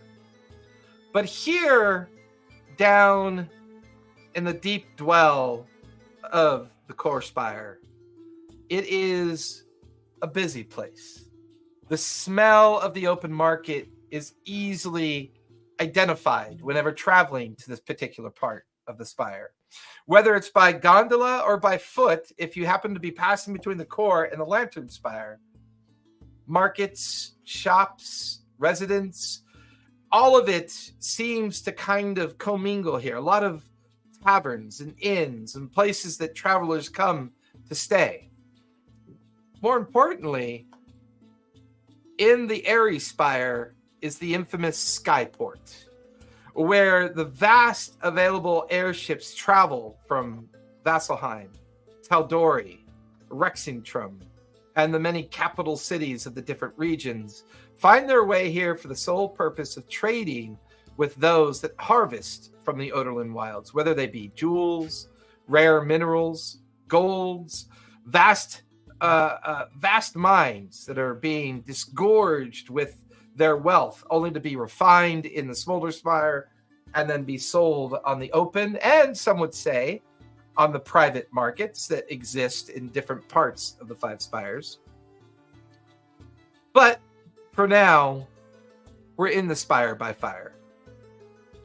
A nice establishment. It is the tail end of summer, although in the Oderland Wilds, winter just means humidity in the cold versus humidity in the heat, as the Oderland Wilds is very much affected by the very nature of itself. Rarely is the fireplace lit unless it's an unusually cold day. For now, the fire is magically lit, gives off no heat, just kind of lends into the sense of the ambiance of the place. If anyone were to walk into this place, they would see all manner of individuals here. Exotic Marquesians waiting to travel to Ankarel, or struggling prospectors waiting to find their way to Avicii and possibly gain luck with the mines that might be near the rift. Retired soldiers looking for hire with mercenary companies. The Spire by Fire is very much a working class environment with a sense of a bit of exotic nature to it. Two individuals sit at a table. A dwarf with bright red hair and a very kind of amicable smile walks up to this table. He is known to be a brewmaster as well. You could see the talismans that he carries in his beard with the little miniature kind of offerings to the brew gods kind of centered into the hair of his beard. Well, on! Yeah, back again. I'm gonna run out of beer if you keep coming back this often. Don't you have a job, you daft bugger? My friend, this is the best place to do my job. You don't come across these jobs just walking the street. You go to a place where people can find you. Is your job eating and drinking my food? Well, I prefer to eat your food and drink your beer, not drink your food, but well, if you're sometimes it does help. Drink all your food, it don't matter. And listen, at some point in time, are you going to get this daft metal construct fixed? I mean, some of the conversations the two of you be having gets a little off-putting, if you understand my meaning. Well, that's what I'm saying. Every time I try to talk to him about repairing some of his subsystems, he gives me this whole speech about how, proprietary mumbo jumbo. I don't really know what his problem is, but I think it has to do with that big dent back there. Well, cosmetically, it looks great, I guess. I don't know. Don't know much about machines and what they're capable of. I would just wish he wouldn't insist that he's a bouncer here. I understand that he's got his own purpose in mind, but I've already paid good money for Jordan over there. I don't hope that this thing of yours is expecting me to pay it in any manner of way. You hear that, Rust Bucket? He thinks I own you. You don't? I suppose that perhaps he was at least loyal to you. I mean, you'd be daft to trust a metal box that runs around claiming to want to kill people. I think he just got fed up with me, that's all. Hey, strange. Strange indeed. Well, can I get you your normal Twilight Shadow drink for the evening, Nesta? Absolutely. And, I don't suppose that your friend here drinks or eats anything now, does he?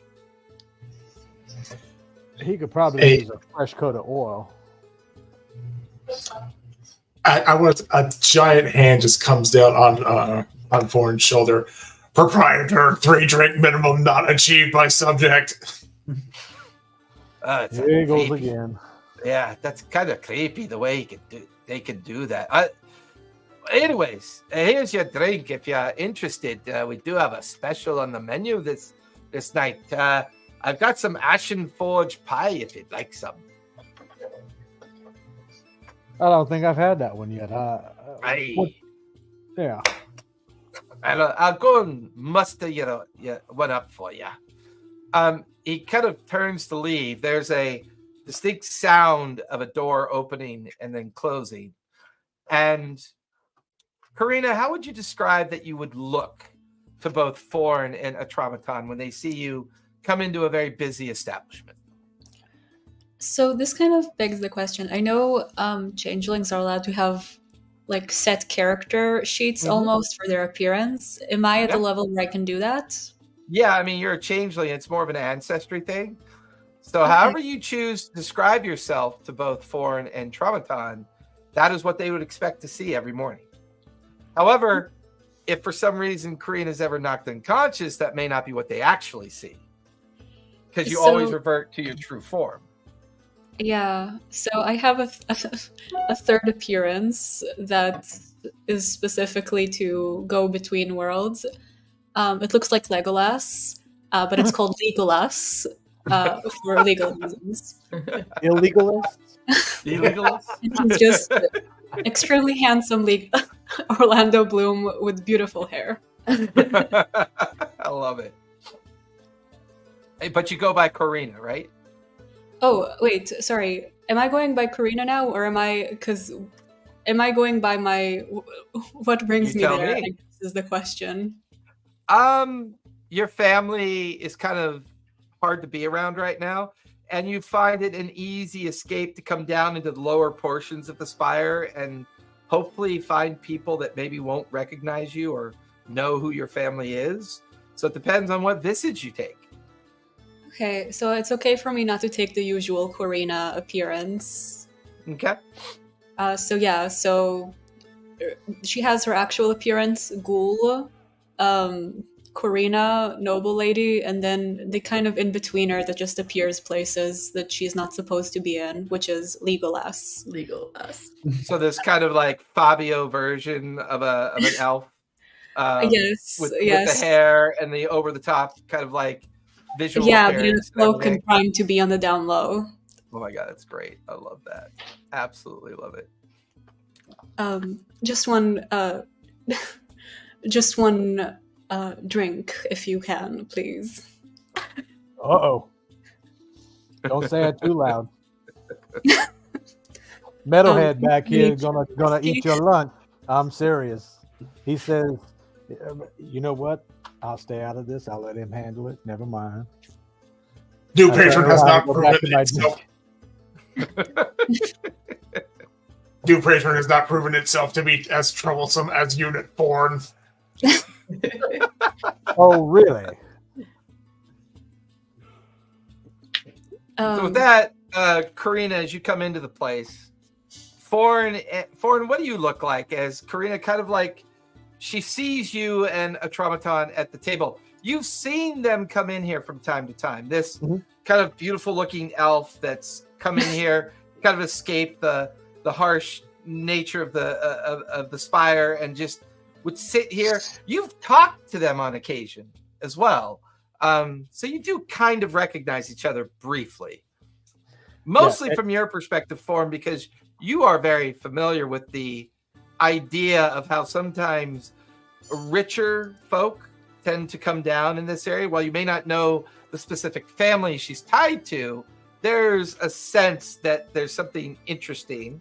So, Karina, you do go by the name Karina in the form, though, correct? Oh, okay. So if that's the case, Legolas will be used at a different time. If I'm talking as myself now, then I don't want them to know I'm a changeling.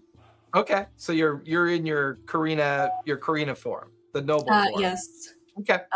Yeah. So just a cherry whiskey, please. Foreign, what do you look like when Karina comes over with a smile to sit down alongside the two of you? Foreign wears some very eccentric, just really very decorated, like a jacket, all the way pants and boots, with a very wide brim hat that he wears down, kind of over his head a little bit. He has white hair, white beard, but he's not so old that he should have white hair. His hair is just naturally white, and he's usually got some kind of a cigar or other smoking thing stuck in his mouth, and he's kind of gray pink skin, like grayish, more gray than pink to his skin, like more gray than pink color to his skin, which kind of gives that he's not of any normal lineage that anybody would think to look of. So he stands out in the crowd, not just from what he looks like, but also from how he dresses. He's also a changeling, right? No, he's a hexblood. Yeah, Oh. he was going to be a changeling, but he's a hexblood. But his background is odd. That's why his skin is a weird color. As the three of you sit there, Karina, you glance at Forn, and then you turn to look at Atraumaton. Atraumaton, what do you look like? A Traumaton is basically like 7.5 feet of just metal. Like they kind of, the best thing I can kind of describe it as, they almost kind of look like a gorilla, but their upper body is massively overbuilt. Giant piston arms. The legs are more for like just being able to support its weight. It's not designed to go fast, and it never really will. It is covered in like little pock marks, bits of rust. A Traumaton is a decal on its chest that has more or less kind of stayed intact through multiple paint jobs. You're coming in from behind. Yeah. It's clear. It was clearly a nickname at whatever its previous employer was, not its actual designation. But on the back of it, coming from there, there's just a series of like what the equivalent of like bumper stickers that have been halfway like torn off. You kind of get it. Whenever he's going out to serve contract violations, there are things like street kids would like slap on him or whatever, and the technicians would remove but not spend that much time on it. So it's just this collection of just random crap on the back, with one exception, and it is a very low down to the ground on one of its legs. It's a full sticker that's very worn and sun bleached, but perfectly legible. And it just says, "I break for gnomes." I break for gnomes. I love it. As BREAK, right? As the three of you sit awkwardly, kind of staring down at the different drinks between Forn and Karina, there's an open door yet again. The crowd kind of turns slightly towards the door, and smiling eyes and strange looks. Melody, what do you look like when you enter the Spire by Fire? Melody makes a very grand entrance to every room that she enters, so it's clear she's like planned. She steps through, her hair blows back. She's got like flowers falling out of her hair and her clothes and stuff. There's literally somebody sitting there eating soup, and like a flower falls, like a daisy falls in their soup, and I just kind of just glide past.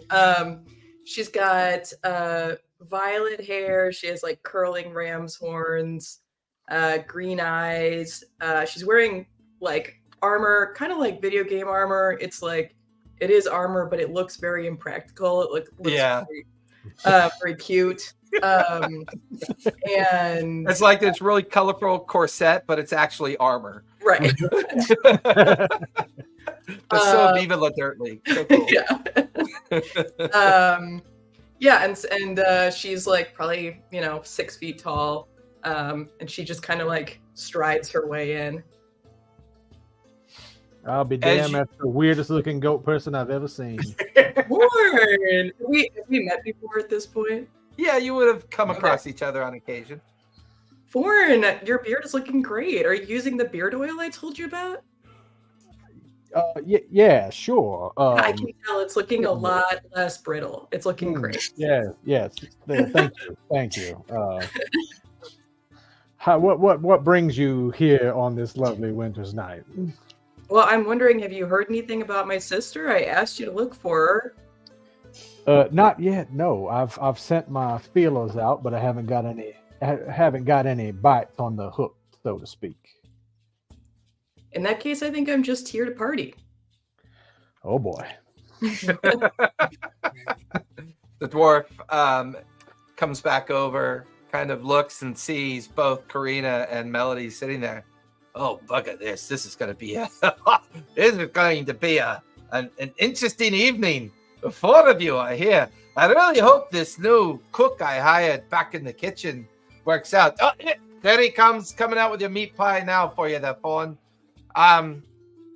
Eritrio, as you come out of the back of the kitchen, since you've been cooking at the Spire by Fire, a good, sensible, working-class job that you know your mother would just absolutely love. But more importantly, an opportunity to get to know the more kind of sinister underbelly of the city to possibly make more lucrative transactions. As you see Melody, Atramaton, Karina, and Foreign sitting at the table, what do they see? What do you look like as you approach and you're about to set the meat pie on the table for Foreign? I have these illustrious black wings, but I have a simple garb of a cloak, a hood. You may see a spear on my back as well. It may not necessarily be kosher for the health code, but I am wearing open-toed shoes as well. He's wearing Jesus sandals. I love it. Spitting out my whiskey. Like, there ain't going to be any feathers in my pie, are there, bird boy? Not at all, not at all. And this pie is for you, and I use light and make his pie light up really brightly as I pass it to him. Ooh. What the hell? You should see what he does for birthday parties. It's fucking amazing what he can do. Candles that just get a light on their own. He can even make things talk with illusion. It's yeah, that's why I decided to give his old mom a break, and we got him a job here. He's pretty good cook. That is certainly not where I thought that was going to go at the beginning of that sentence. I'm so glad it went the direction that it did. Thank you. This is not going to hurt me when I eat it while it's on doing this. Not at all, not at all. It's just part of the presentation. Watch as Ford takes a bite and light kind of beams out from his teeth. Aha! Look, everyone, the meat pie being enjoyed. Like, the crowd watches like, like, yeah, that's pretty cool. What he just, that's pretty cool. What do we got going on here? And back in the kitchen, you got cooking to do. Busy night. Make sure you know which bucket's the shit bucket. Oh, God. Easter eggs already in session 1. Love it.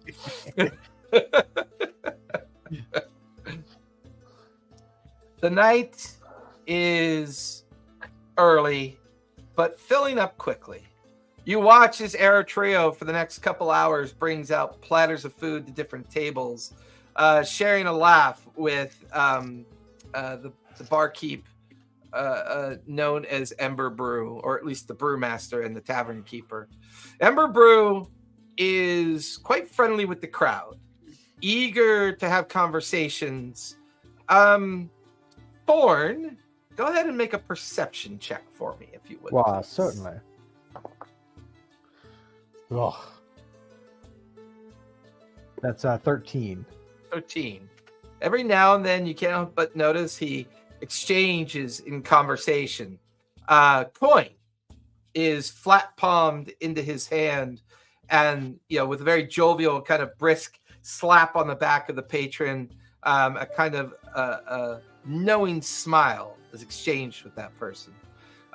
The Ember Brew seems to enjoy the courtship of Tavern Keep. The idea of going to different groups, schmoozing that person or those people.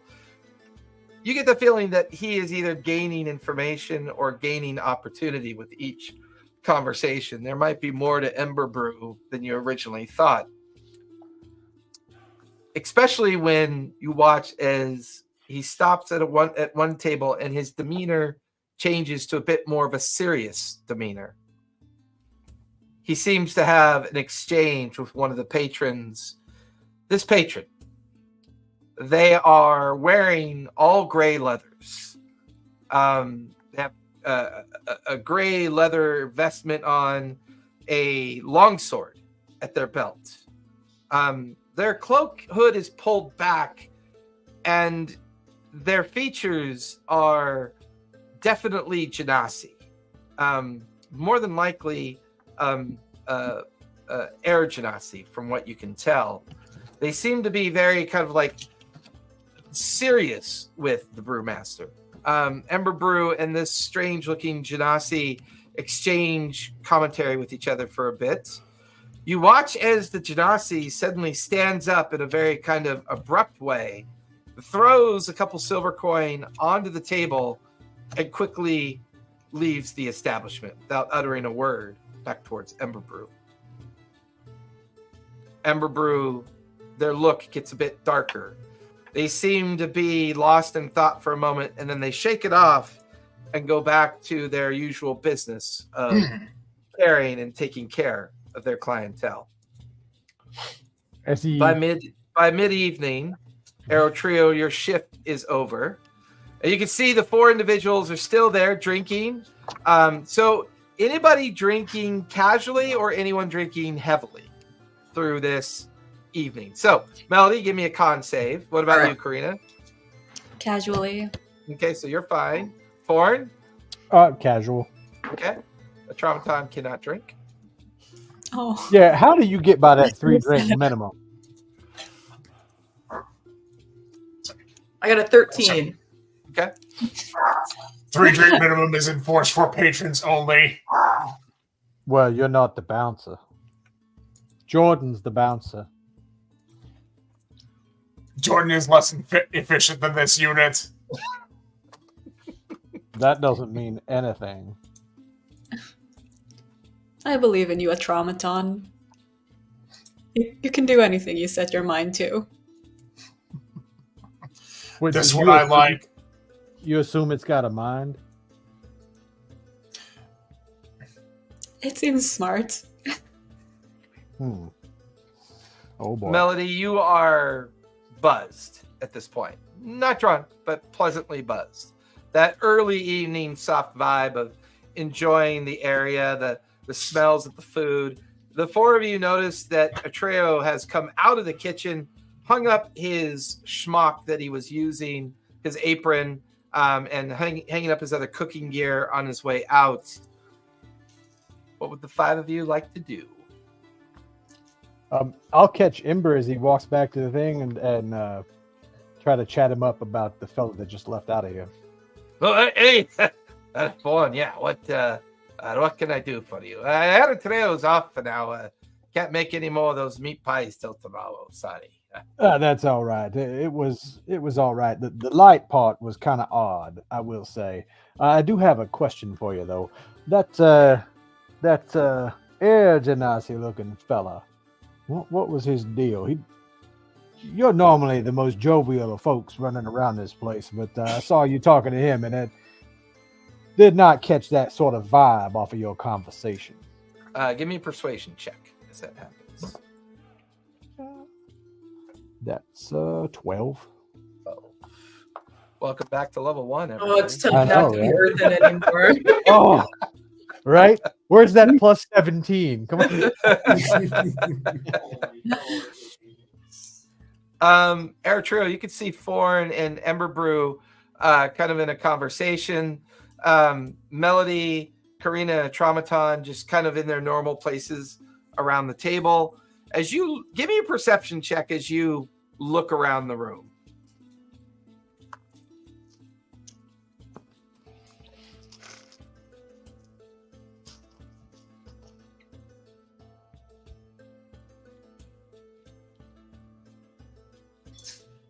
But who is that directed to? I'm sorry. Brian. Yeah. Okay. Oh, I apologize. Oh, I thought you were rolling. What was I rolling for? I apologize. Perception. I thought it was disappointment at the roll. Yeah, so did I. I thought we were gonna see a dice get thrown. 14. Roll a 14. So I'm just kind of looking around the room. Yeah, you're kind of looking around. You're standing near their table, kind of listening in to Thorn and Emberbrew. You notice that Thorn has asked something of Emberbrew. Emberbrew just kind of, his face gets a little cloudy and dark. Don't worry about that guy. Just, that's not important. So you enjoy yourselves. And Emberbrew immediately walked away. Really? Well, now. I'm going to push back from the table and kind of, from the bar rather, and kind of put my chin in my fist, thinking for a minute, and then I'll step up and walk out the door of the bar. Obviously, not making any, not trying to sneak out or anything. Right. Those of you sitting at the table would notice that Foreign gets up, immediately just kind of heads out the door of the bar, of the tavern, leaving 3 of you sitting there and 1 of you standing there. Angel Boy, come get a drink. Are you off your shift? Oh, I thought you'd never ask. Meanwhile, he's standing 10 feet away from you, just waiting for the ask. Kind of lightly stretching my wings. I'm ordering another round of shots. I'm trying to drink bully Karina. Yeah. You're drinking, right? You can have one, right? No, I'm sorry, I really can't. No. I insist. I just get off my shift. I get a free round for everybody. I got this one. Don't worry. Yeah. There's 2 trays coming over, and this is when you also notice somebody coming. After Foreign leaves, a few minutes later, somebody else comes in, heavily cloaked in one of those velvet crush cloaks. It's a bright yellow, purple, and green crush fabric. Has all the signs of being very performative. As the 4 of you sit there and you watch this person come in, you notice the crowd gets a little bit silent, and they're like, "Oh, she's here!" And you can hear the tone of the tavern kind of immediately go from a passive, settle tone to a more of the bards kind of pick up the pace a little bit, as they realize Solara Flame Whisper has shown up to perform. She is unique, to say the least. She is someone who is clearly, as she takes off her cloak and sets it to hang from a hook.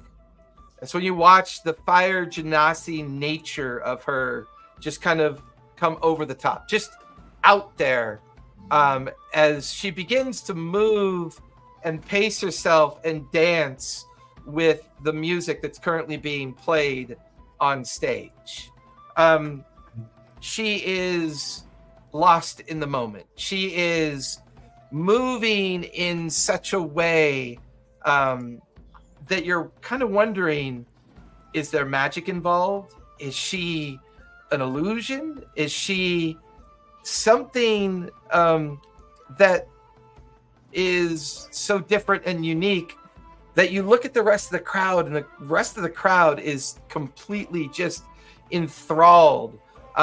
Some are finding positions to watch and admire her dance, her performance as it plays out.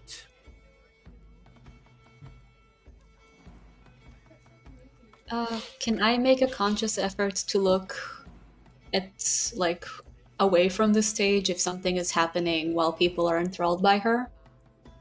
Give me a wisdom save, if you would, please. A save? Yep. Oh, no. This was supposed to be my new start. Oh, this is my new start. This is 20. 20. Oh! You don't feel quite as enthralled as the other audiences appear to be.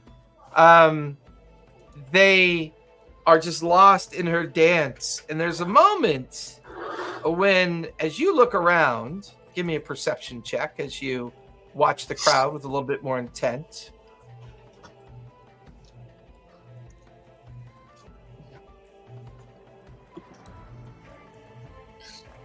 9.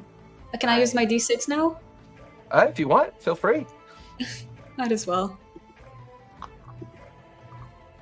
That's a 1. We're back. Aww. We're back home, everyone. The crowd seems genuinely enthralled by her performance. They seem to kind of clap along with the rhythm that she gives. She moves with an effort that seems almost like she's a bit of a blur. She then kind of casts an illusionary spell as if at the end of her dance, the flames engulf her body and kind of spark, and you watch as huge clouds of fireflies kind of like burst out from her form. You watch as those closest begin to toss coins up onto the stage. They clatter onto the stage, and she bows gracefully, and then the tone of the tavern yet again switches as they watch as she is resplendent in a green leather kind of hauberk. These very tight but tastefully done black pants that finish off into these red leather boots. She carries a rapier at her side, a belt with a kind of large signet-like buckle on it that shows this kind of flaming hand exploding, and you can see the small diamonds and rubies that kind of show the sparkling effect of her attire. She takes a moment to look over at the bards that begin to shift into a different form as she begins to sing a song. In the heart of the night, where the shadows dance, I find my solace in fleeting glance. With fire in my veins and a spark in my soul, I burn with a passion that I can't control. Karina, Atraumaton, and Melody and Eritrea, please make a wisdom save if you would.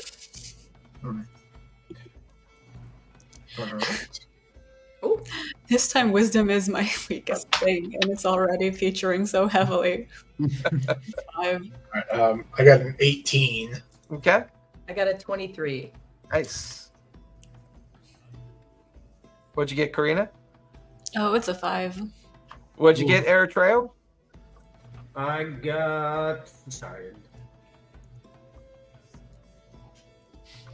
17. Nice.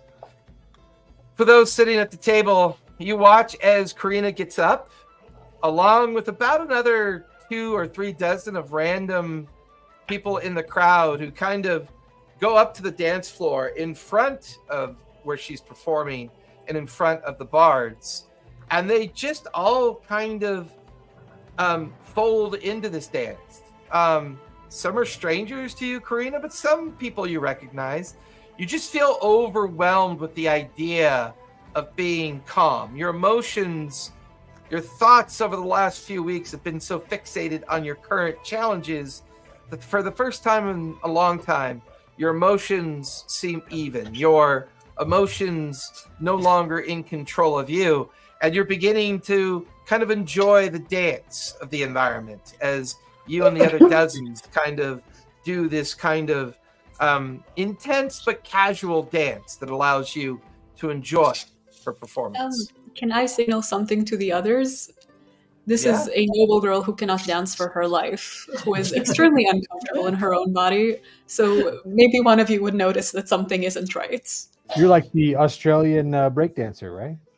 I haven't seen it yet, but I can assume.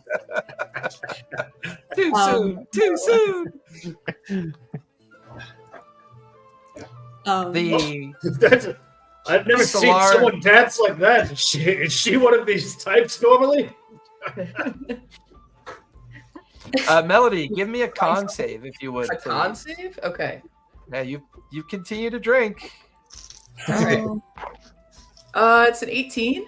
Oh, you're still buzzed, but you're not drunk yet. You're getting there, but you're holding your own pretty well. I think I'm like Does anybody join Karina as she says that, going up towards the dance floor? Can I just say, when somebody dances and you can see it's a cry for help? I think some of you can recognize that this is a cry for help. Melody would go up with her. On my own. And the song continues. Oh, the flames of the heart rise and take flight. Guide me through the darkness, lead me to the light. With every whispered secret, every stolen kiss, I'll dance with the fire and embrace the abyss. The world is ablaze with dreams we chase. In the glow of embers, I see your face. A heat of desire, warmth of the flame. We're bound by the fire. We're one and the same. Oh, flames of the heart, rise and take flight. Guide me through the darkness, lead me to the light. With every whispered secret, every stolen kiss, I'll dance with the fire, embrace in the abyss. We're burning in the endless night, but the fire within us will keep us alive. With the ashes and smoke, we'll find our way in the flames of the heart. We'll never fade away. Oh, flames of the heart, rise and take flight. Guide me through the darkness, lead me to the light. With every whispered secret, every stolen kiss, I'll dance with the fire, embrace the abyss. And then the tempo kind of slows down, the dancing kind of slows down, and she just kind of speaks softly but with a tonality. In the heart of the fire, with the shadows weighing, I'll find my freedom. I'll break these chains. With the flames of the heart, I'll rise once more. A phoenix reborn, to the sky I'll soar. And she kind of softly finishes, bows deeply, and the crowd goes wild. Karina, you come out of your calm emotion to see Melody and Trio and Atraumaton kind of staring in your direction. You're out on the dance floor. You don't quite remember going to the dance floor, but you know you did. And as soon as the song ends, all that tension and kind of concern races back into you emotionally. She looks extremely embarrassed. This was not it. God, I guess I drank more than I thought. She kind of looks down at her drink. You were absolutely killing it on the dance floor. I have to say, I thought the performance was good from Solara, a little sloppy sometimes, but the dance moves were incredible. That is so Upper East Side. Unit concurs. Others wailed with much less precision than Unit Corinna. Oh. Well, this is too wild for me. I think I'm gonna sit the rest of it out. Stay safe. I don't think something wasn't right about this.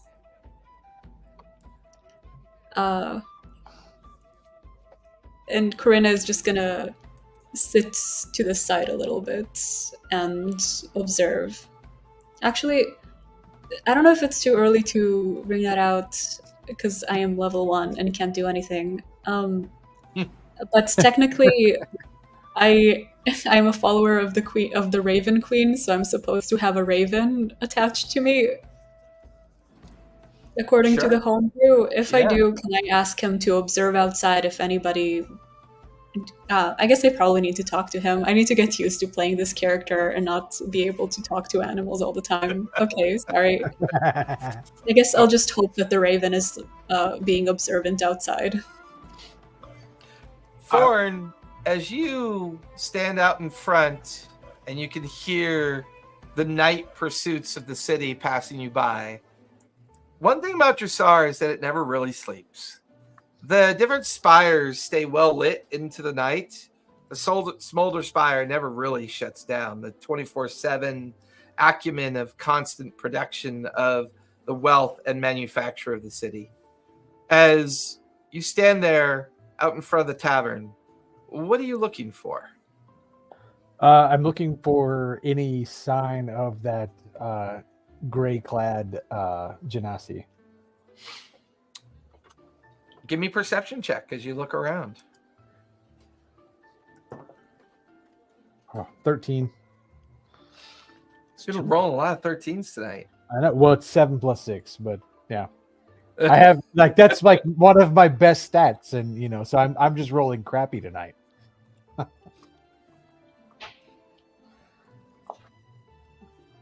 But I would also probably reach out to my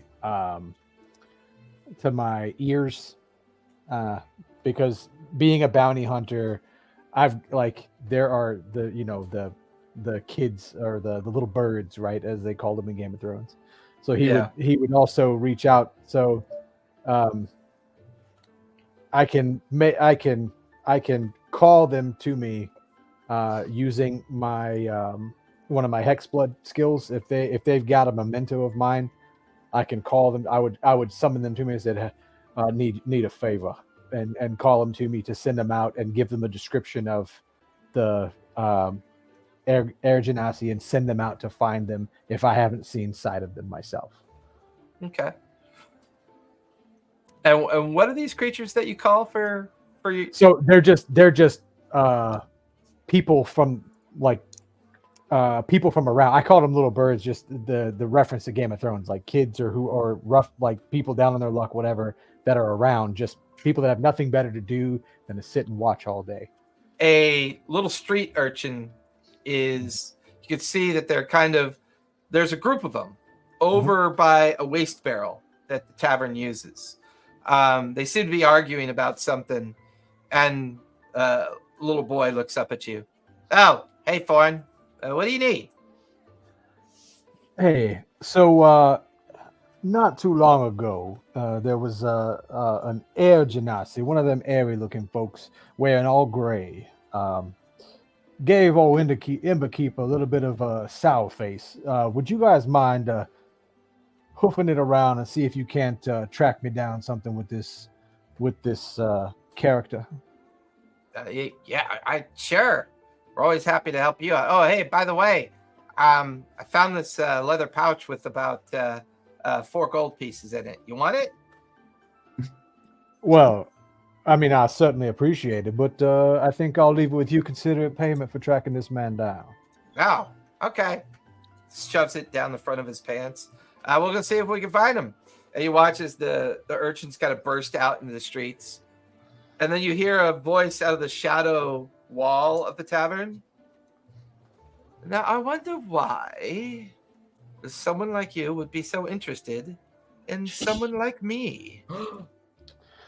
Well, hello there. You're like kind of looking in the shadow against the wall. You can barely see the silhouette until they come kind of like stepping out of the shadow, kind of pulling the gray kind of hooded cloak away. The wisp of hair is more like air than it is hair.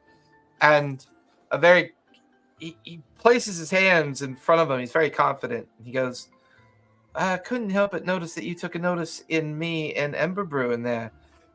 I'm going to ask you why you took notice in me. Well, that's how I make my money. I notice things, I seek things, and I find things. And most of the time it's for someone else's coin, but other times it's just something I catch wind of. If you catch my meaning. Give me a persuasion check. Oh, that was much better. That's a dirty 20. Nice. His eyes kind of light up a little bit, and he looks around. He's now circling you as if studying you. Not in a predatory sense, but in a person that is very kind of purposely cautious before continuing a conversation. You also can't help but notice... Yeah. You can't help but notice on the threshold of the tavern Eve that kind of crops out over the door. There's a crow. It's kind of a tattered looking crow. It's some of its feathers are missing. It's kind of a little bit, you're not sure if it's like a healthy crow or not. It's just kind of like sitting perched up there and just kind of tilting its head, looking around, and kind of, every now and then. A friend of yours? No, why would I befriend a crow? That's strange thing to say. Well, it's a strange crow to be sitting right here on the threshold as well. I suppose. Allow me to introduce myself. My name is Trafar.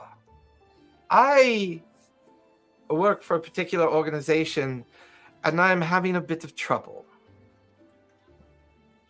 Oh, I was really? hoping Ember Brew could assist me, but if you are eager and in line for an opportunity of work, I can certainly throw a little bit of that work your way if you'd like. Well, what's your organization?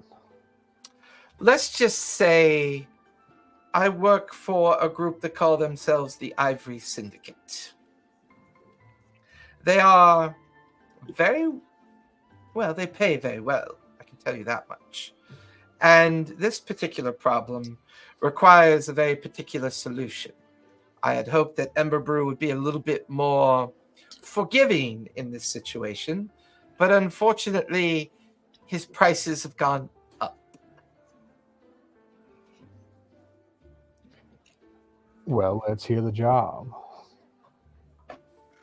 He kind of stands there for a moment, kind of adjusts his cloak.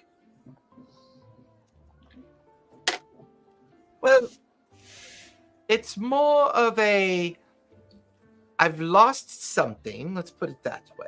Ember Brew has found it, and I would like it back.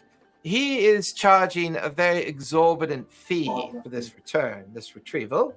I, on the other hand, feel that since he knows that it is mine, that there's no reason for him not to give me what I would call a friendly discount.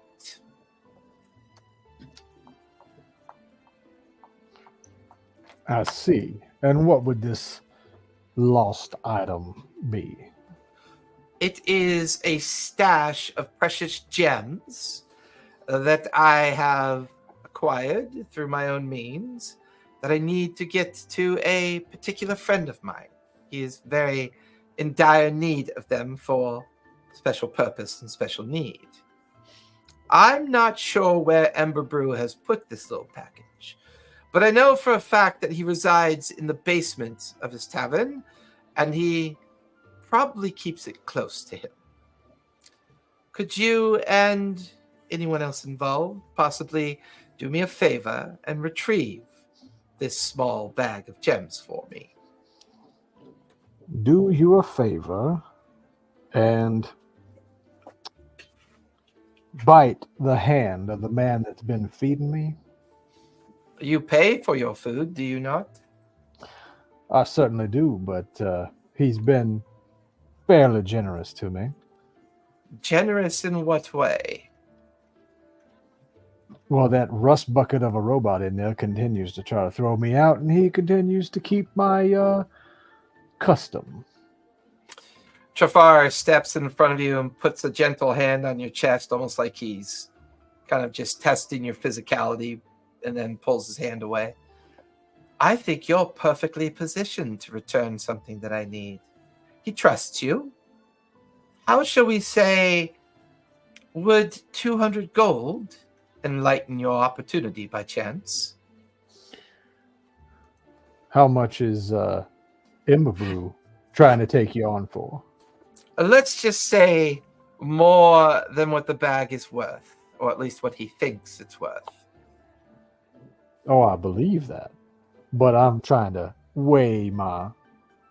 Well, it's not like I want you to kill the poor man.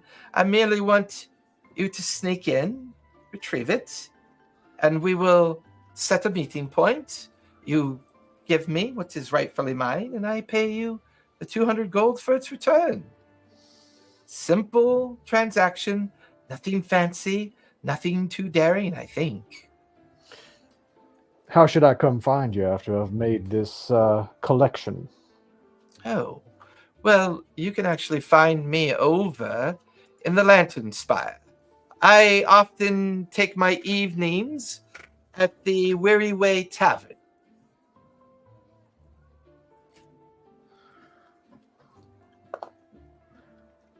All right. I'm going to reach into my pocket and pull out a like a braided lock of hair. Does this mean we're dating?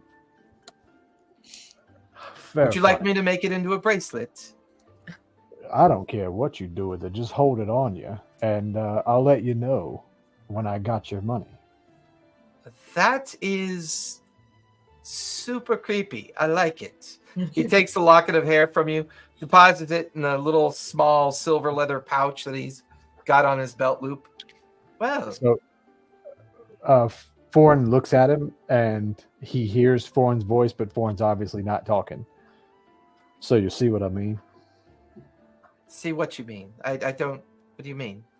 I'll call you when I got the job done. Oh my, that was in my head. You are skilled.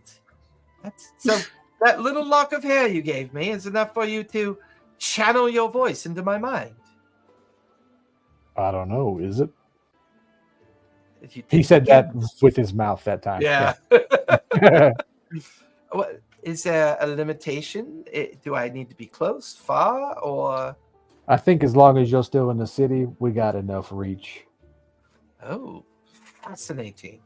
I could find so much useful work for you. The casinos alone could use this as a method. Oh, sorry. Getting ahead of myself. My friend, you can't speak to me with it. Only I can speak to you. Yes, there are many things. And he kind of runs his finger across your shoulder and arm. I'm sure there are many things that you could speak to me about. Anyways. He takes his hand and he's like, I paid a lot for this jacket. I'd rather you not dirty it up. Oh, interesting. I do like a challenge. Well, enjoy the rest of your evening. Let me know as soon as you've accomplished the task, if you would, please. Certainly. He kind of pulls his cloak back up, wraps it back around him, and just kind of, as he's walking down the street, 3 of the urchins come back around you. There he is, right there. We found him. Yeah. You know what? How about I take them 4 gold anyway? Okay. He throws you the small leather pouch. All right. Well, what mess you got yourself into, Ember Brew? And he turns around and goes back into the bar or the tavern. As you open the door, you're back inside the tavern. It's kind of, the song is over. It's back into its like normal kind of background music. Those of you inside just watched as Solara is now sitting at a table by herself, maybe 6 or 7 tables away from you. She's kind of fingering, twisting a glass that she's taking only occasional sips from. And she's just kind of got that look of someone that's kind of lost in thought. You watch as Ember Brew takes a moment to go over to her table. They exchange words really quick. And he comes back with a small plate of sliced vegetables, some fruit, and a little bit of cheese that's placed in front of her. But she seems to be spending the evening pretty much sitting kind of aloof and alone at this point. You guys watch as Forn comes back in. Karina, you feel something very light land on your shoulder. I look at my shoulder. It's your crow. Hey, can I call him Evil? Yeah. Evil. So Karina, listen, I was outside sitting up on the stoop looking down at what was going on. Your friend over there, like, you guys don't hear the voice, you just hear the cawing of the crow. But Karina hears a distinct voice the whole time, right? Your friend, the tall, scary one that was talking to the washing machine over there. He was out front talking to that man that was arguing with Ember Brew earlier. I think they're all crooks, that we should be careful, if you know what I mean. I do. Thank you, Evil. And then very loudly was like, shoo, dirty bird. Oh, yeah, that's right. Caw. Like, you hear him saying caw, but he's actually cawing like a crow. And he, like, circles you for a moment. And Ember Brew, get out of here, you daft bugger bird. I'm not the fucking Bob. I pull my pistol out and point towards the bird. It flies right out the window. Was that your bird? No, this is a strange establishment. Strange animals. Hope I didn't get bird flu from this. I'd like Ford is definitely rolling insight against that reaction. Yeah, you can do an insight check. Karina, give me deception. Oh, well, Yeah. My one strong thing. if you have a +4, you beat my roll. Okay, It's 20. Yeah. Yeah, As I far as rolled you- I rolled an 8 actually, so it was a 4 She plus seems 4. totally, she seems totally believable. Well, anyway, he Gosh, sits back this down the night's bar. been pretty exciting. Do you guys have any plans for what you're doing out here? She says casually. I feel like the night's like halfway over. Should we like hit another bar? Do you guys think? Or This whole time that Foreign was chatting outside, I just keep feeding Melody drinks. Melody, give me another con save if you would, oh, please. no, I'm trying to get to know her, trying to get in with the crew. She seems like a friend. Yeah. I'm Yeah. easy in. So, Oh, it's a 15. You're a share. Your hair overbuzzed, but not quite drunk. Okay, all right. You're, I'm like you're party girl. twitching your wings, like Yeah, being a little yeah. weird now at this point. I got my bare feet up on the table. It's Oh. just- Oh no! Oh. On the bar table? I can do it here. I work in this establishment. Everbrew walks by, just smacks your feet off the table. Now listen, you daft. Whatever you are. Keep them dirty sandals off my table. Did you have a thought there, Traumaton? I was looking for my phone because I couldn't see it on the table, but no, I'm good. Sorry. Okay. You know, Melody, I really think you should go talk to that fire girl. I actually think I should too. I was just thinking that. I'm gonna walk over immediately. Yeah. Melody just gets up, Yeah. kind of goes over. As you just kind of approach her table, her eyes kind of widen as if she's just kind of shocked out of being lost in thought. But her smile gets very large, and she, oh, hello. You're, wow. Don't see too many satyrs anymore ever since, well, hello, what is your name? My name's Melody. I'll hold out my hand like this. I feel like you say that. She takes your hand and like wiggles it. And Yeah. I'm just totally unruffled by that. Yeah. Lara, I had heard about you. I've only been in the city for a while, but I had heard about you. That performance was great, babe. It was incredible. Oh, thank you. I don't normally get an early opportunity. I normally do the late night cabaret circuit within the spires. But fortunately, I had some alone time for once. And I like to practice new songs when I can. And the Spire by Fire always has treated me well. Amber Brew's always known how to host a good opportunity to make a few extra coin. What do you do? Are you a performer or a friend or just somebody looking for a drink and a good time? Well, I do play the lyre, and I'll bring my lyre out and like play relatively poorly for this professional musician. I do play the lyre. That's very good. Thank you. Yeah, I mean, I'm still practicing, but you know, you have to pick up an instrument. You have to have hobbies. You have to have interests. I'm actually in the city for a little while looking for my my sister. But also it has just turned out to be kind of a party city, so I'm having a great time. Jrusar is quite a lovely city, isn't it? Yeah. I've only been here a few weeks myself. I plan to travel to Ankarel soon, I hope. But it is a pleasure to meet you. Are those friends at the table friends of yours? Yeah, do you want to come have a drink with us?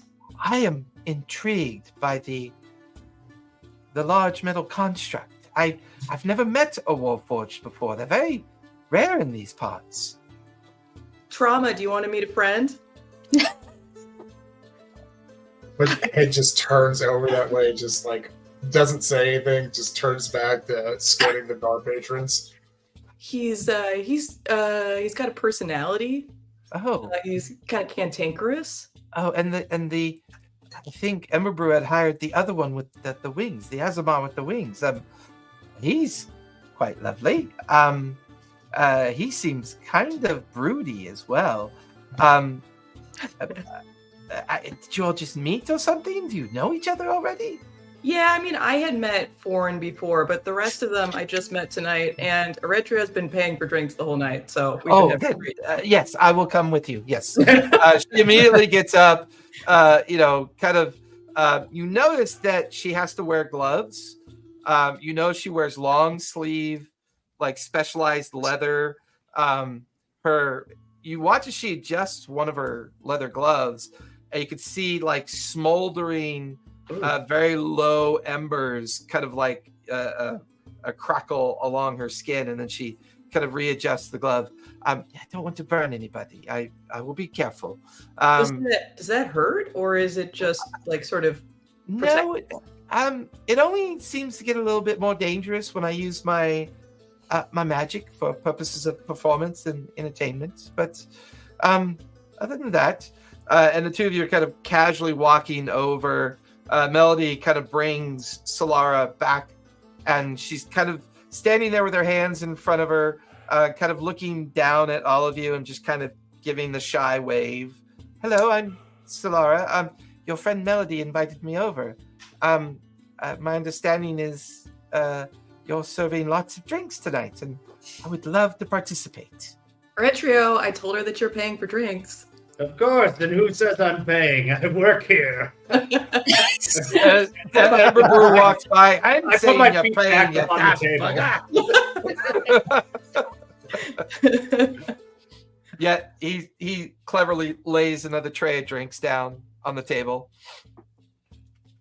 You watch as Solara kind of gently sits down at one of the spare chairs, looking. What is your Wolfwatch friend's name? He's quite intriguing. Well, the only name he's responded to so far is Atraumaton. Oh, that ain't the only name he'll respond to. It's the only one he responds to kindly. Oh, excuse me, Atraumaton. Are you? What? How? Where are you from? Unit was produced to aid in contract enforcement within city limits.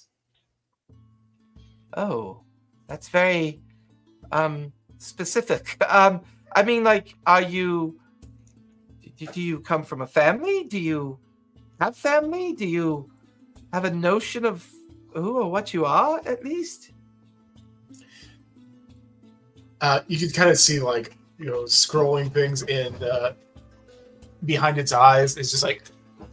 Did you just go full non sequitur? Yeah, sorry. I'm trying to think of what you can kind of see, like the idea, like he's trying to process something. Like there's maybe like a like a screensaver, but like his visual sensor kind of flashes or dims, and he just kind of tries to like. Unit has no concept of family, but was part of a batch comprising 243 separate units. I believe this is as close to the concept as I am able to come. Oh, fascinating. Pleasure to meet you, Atraumaton. It's a very interesting play on words. It's a word that I can definitely sympathize with. The rest of sorry. What are the rest of your names? I'm Fawn. A pleasure to meet you, Fawn.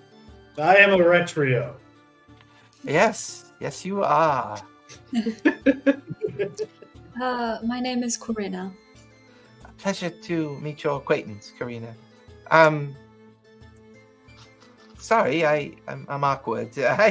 I know I'm a performer, but I struggle to make friends sometimes.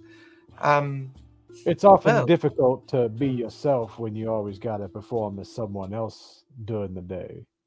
Yes, you are very correct. The daylight is awkward for me, but that's okay. She quickly sees one of the drinks. She picks it up, and as she drinks, it steams. Like it when she drinks it, the smolder of her lips kind of cause it to give off this kind of smoky steam that kind of wraps around her face and then kind of, pips away. Oh my, that's very good. She sets it Does that down. affect the proof of the liquor? I don't think so. I still feel it's a fact if I drink too much, I guess you could say. It definitely takes it to a new level of one of the times I stayed here quite late, I got an opportunity to work with Ember Brew, and I helped him create a wine called Spire by Fire wine. Needless to say, I inadvertently had just enough alcohol that when I breathed on it, it flamed, and he was, inspired by that, and it was named after me, or us, or him. I don't know. But yes, and she looks awkward and picks up another glass and downs it really quick. So, more steam. Well, after, I must say, I'm sorry, go ahead. So I'm going to fall back into previous character names at some point tonight. I just am, because I called 5 times. But Traumatine kind of wants to. He keyed in on some of the phrasing in her song, so he kind of wants to look over at Ford and just say something. I would say under his breath, but let's say at 1/4 volume. It's just something that he keyed in on the the notions of like the abyss or like the depths, things like that. So he wants to turn facing Thorn, like trying to keep the genocide kind of in his peripheral vision, and just say something like disgusting meat sack, but in abyssal, just to see if there's any reaction to that at all. Her eyes flinch, and her skin tone smolders a little bit darker. All right. Showtime kind of wants to like slowly turn back to face the rest of the group and just, how long have you been performing in this establishment? I have not seen you during my rounds. Yes, I normally perform late. Ember Brew hosts a private cabaret, usually right after midnight, late night, and he hires a few drummers and performers, and we entertain his private people that he invites here. I believe he probably uses us almost as a sense of background music, and to prove that he has wealth and knows how to entertain strangers of value, I guess. If you feel you require security, please alert this unit. Oh, and just turn back to the rest of the group. That's a very wonderful offer from you. I don't perform here this evening, but or at least for the Midnight Cabaret here. Evidently, Ember Brew has something else going on, and has canceled the evening's festivities. That's why I came in earlier than usual, just to earn a little bit of coin and retire for the evening. But yes, I will mostly reach out to you at Traumaton if I require any kind of assistance at my performances. Thank you for making that offer.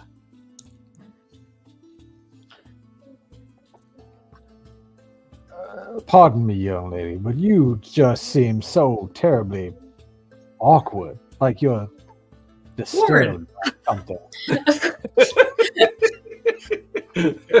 Trondo just raises up to his full height right behind him. Is this unit bothering you? I don't have the greatest charisma, but he's just so curious about what's going on. He's like, something ain't right here. She kind of looks away from you at first, but you can tell you struck a chord, and she lets out a slight laugh at Atraumaton and kind of gently pats him. I mean no offense, but I just try to cut to the chase. I honestly think that you probably don't know how to mean offense. It's quite all right. I am. Oh, I mean offense talking to this bucket. Oh. Oh, so you do mean offense to everyone? No, just to this bucket right here, talking because Trauma's behind me. Yeah. Your words are meaningless, meat sack.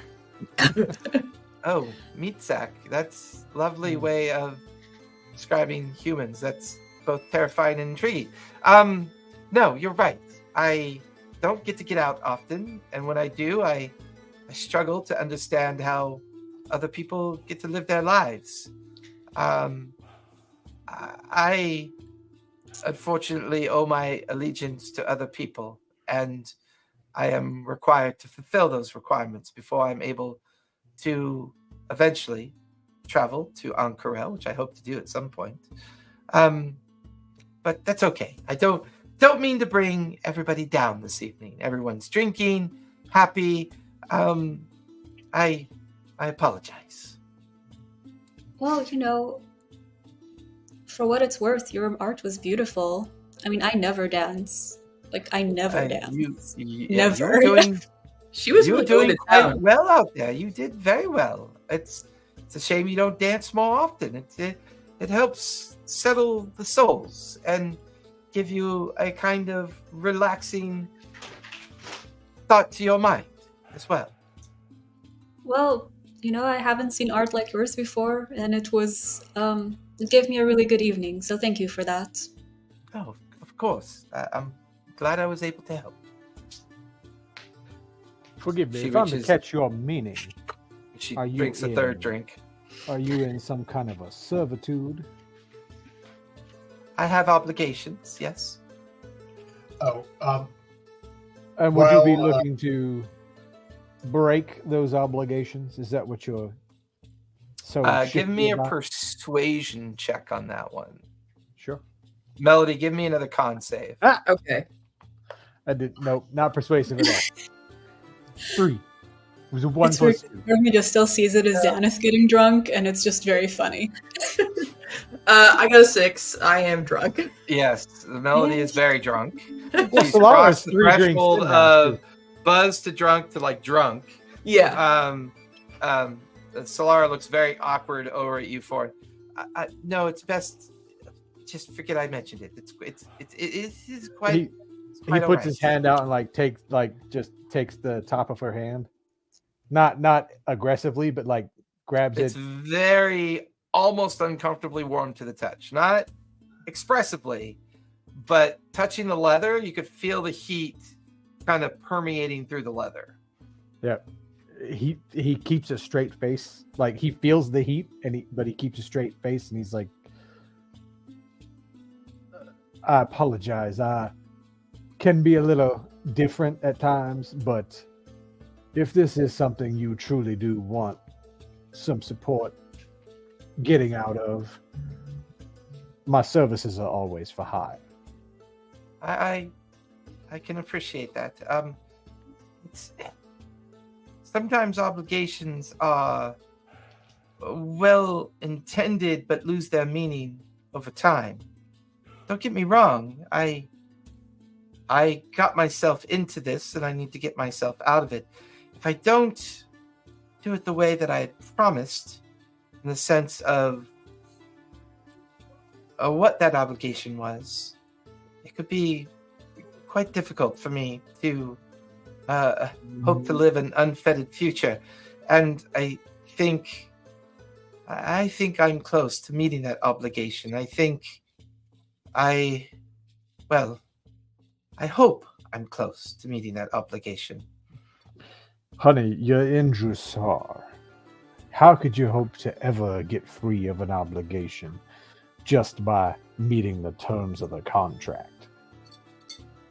Well, not all contracts are made the same way. Some mean more than others can truly understand. Sometimes when a contract is signed, it's thought to be one intention when it turns out that you are unable to understand the true meaning of the contract. So you do sense my meaning. Yes, but I'm afraid that we may be in different directions of the same truth. This is not an obligation that can be broken. So you say. Well, thank you for the drinks, Traumaton. Pleasure to meet you. Eritrea, I will hopefully see you in the near future. And Melody, thank you for the offering of the drinks. Karina, thank you. Hey, so just a quick thing for you. Is there like any kind of like background music, anything that might cover a low sound? Yeah, I would say that the current bards are playing robustly enough that a low sound could be covered up. All right.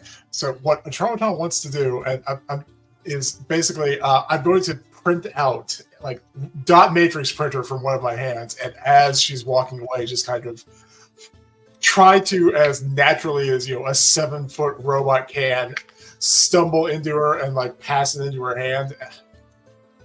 And it's just it's a note that I'm writing that I'm printing in Abyssal. Yeah, as you print it out in the kind of magical parchment that kind of unfolds out of your hand. Give me a sleight of hand check as you do that. All right, 1 second. I was just typing. I do love that it's a robot sleight of hand. Right. That is a 12. 12.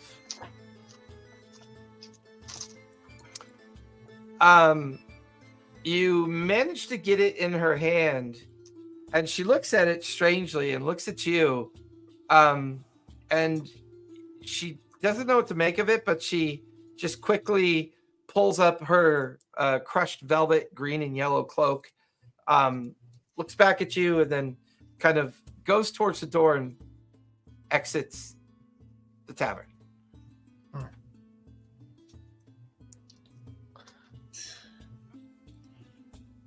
Well, if we're all still going to be here tonight, it may interest you what I found out from that gray fella earlier.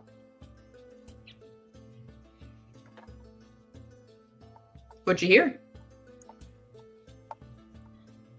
So he was here looking for some bag of gems that supposedly Ember Brew came to be in possession of, but supposedly they belong to the gray fella that was in here earlier.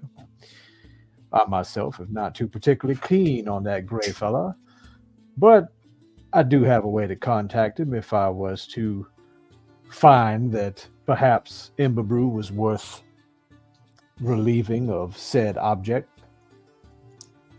Can I do an insight check?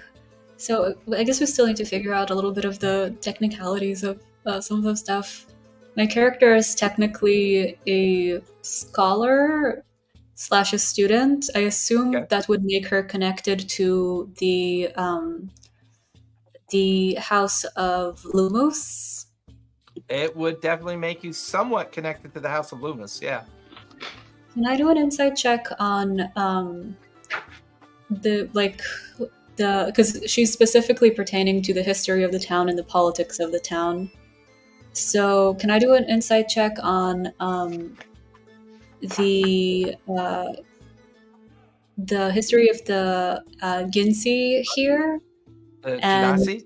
the Genasi. The affiliations of the Genasi. Yeah, give me an insight or history check, either one.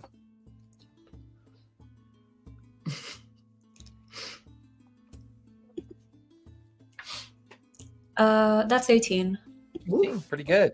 Nice. As Foreign is talking about the air genasi that he just talked to and realizing that you just had a kind of like personal conversation with a fire genasi, you've seen two pretty rare, exotic individuals. Most of the Marquesians are human lineage for the most part, either or elven. A lot of elven lineage, especially with its connection to the Odoran Wilds and the Avicii. There's Air Genasi and Fire Genasi inherently come from their own planes of existence from a lineage perspective. If they're here on the material plane, they're here for a reason or a purpose. Perhaps trying to conclude activity for a clan that they might belong to or tribe that they might belong to. You remember that the Air Genasi, though, was wearing very specific outfit, a very specific attire. And since you would be connected to the House Loomis, you would have recognized what they were wearing as a kind of subtle way of announcing that they're of the Ivory Syndicate, or maybe even one of the lesser organizations of the Ivory Syndicate. You don't know much about Fire Genasi, but Solara definitely was playing the role of someone who's trapped. But they seem to very much be willing to accept the fact that they feel trapped for whatever reason. Whether or not these things are ultimately connected, you're not quite sure. But as far as you know, Genasi rarely appear in Jrusar. You see them occasionally, but their abilities are usually very specialized, to say the least. Okay, I tell that to everybody. Interesting indeed.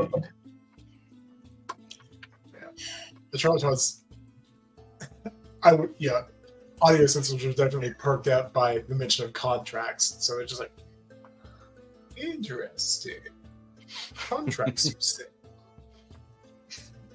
This might also be a good time to tell you that I am actually from the House of Lumos. We're always looking for information, and since a lot of you seem like unusual types to this town, I imagine that you could definitely satisfy certain curiosities for a petty coin. For a petty penny. I'm a little drunk. For a decent amount of money. So if you ever find yourself willing to talk about the mechanics of your wings, or the mechanics of being a satyr, or being a robot, I know a few people who will be very fascinated to ask you a lot of questions. So if you ever find yourself willing to share some of it and just looking for some money, this is my card, and I give them my business card. More importantly, do you make it magically appear like a calling card almost? I know, it's like a very oh no, I'm fumbling through my pocket. It's like a little crumpled in a corner. And... I need to know, you're handing out business cards with your addresses to all of us, right? Yeah, it doesn't have my last. No, it does have my last name. It's not a big deal yet. It will be someday. You mentioned. You're fine. I'm playing into this, but yeah, it's just you mentioned it was kind of crumpled at the edges and whatever. So a Charlatan tries to input it into a receptacle slot, and it just keeps feeding it back out. Input, output. It's a dollar bill that does not want to accept. It's it finally just gets pissed. I pull out another braid and hand the braid to your Lumos folks. May find this a little fascinating if you want to take it back to them. Oh, thank you. How much do you shed? This is disgusting, even by human standards. I'm a little special. We can do some interesting things. You're not making this better. Feather Boy, I got a question for you about old Emberbeard. All right. So this conversation he had with that Genasi earlier, I believe you also sussed out, Corinna, that this Genasi is associated with the Ivory Syndicate. If that's the case, what do you know of Emberbeard's dealings with the Ivory Syndicate? Ember Brew, sorry.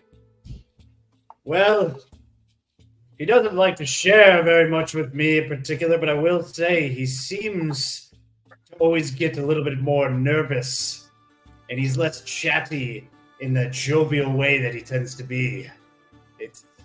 But they always have the best table. They always get the fastest food. They definitely are preferred patrons of ours. Do they ask for the meat pie with the light? They don't ask, but they receive it.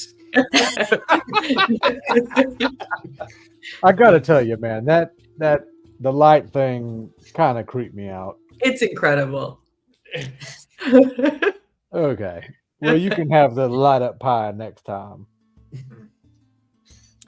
Man, am I going to write a report on this? My teachers will be so happy.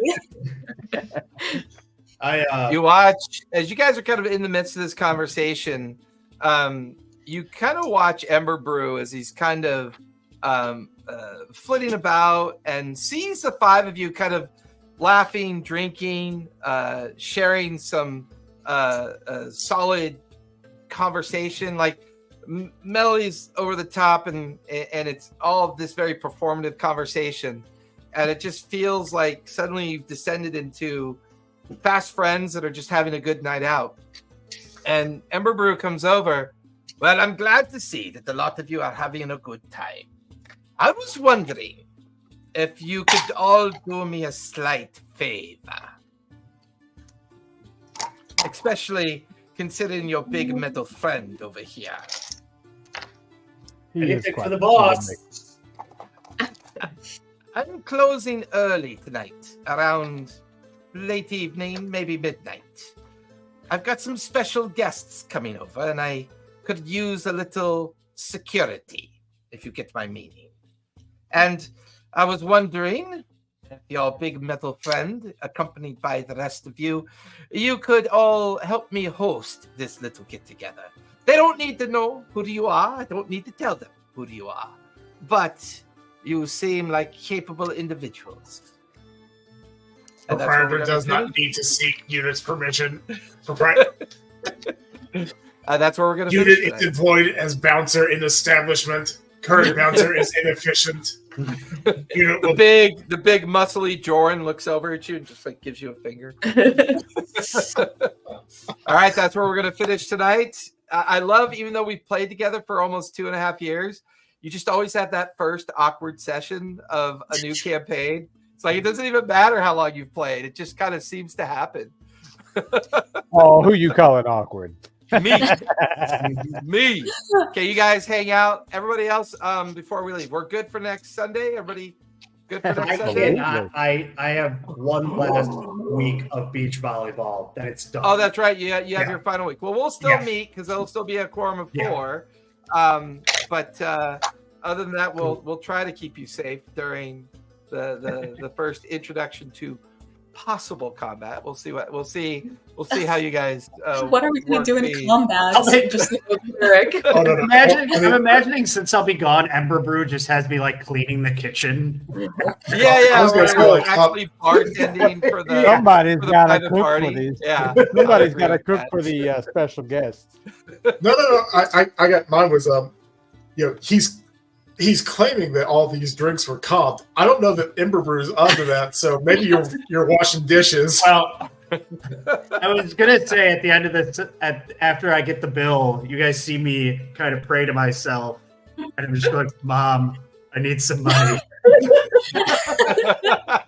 I love it. All right, everyone, we will be back here next Sunday at 4:00 Pacific Standard Time. And as always, be safe, be kind. Don't forget to play a game. Everybody else hang out for a quick minute, and then we'll sign off for the night. Cool.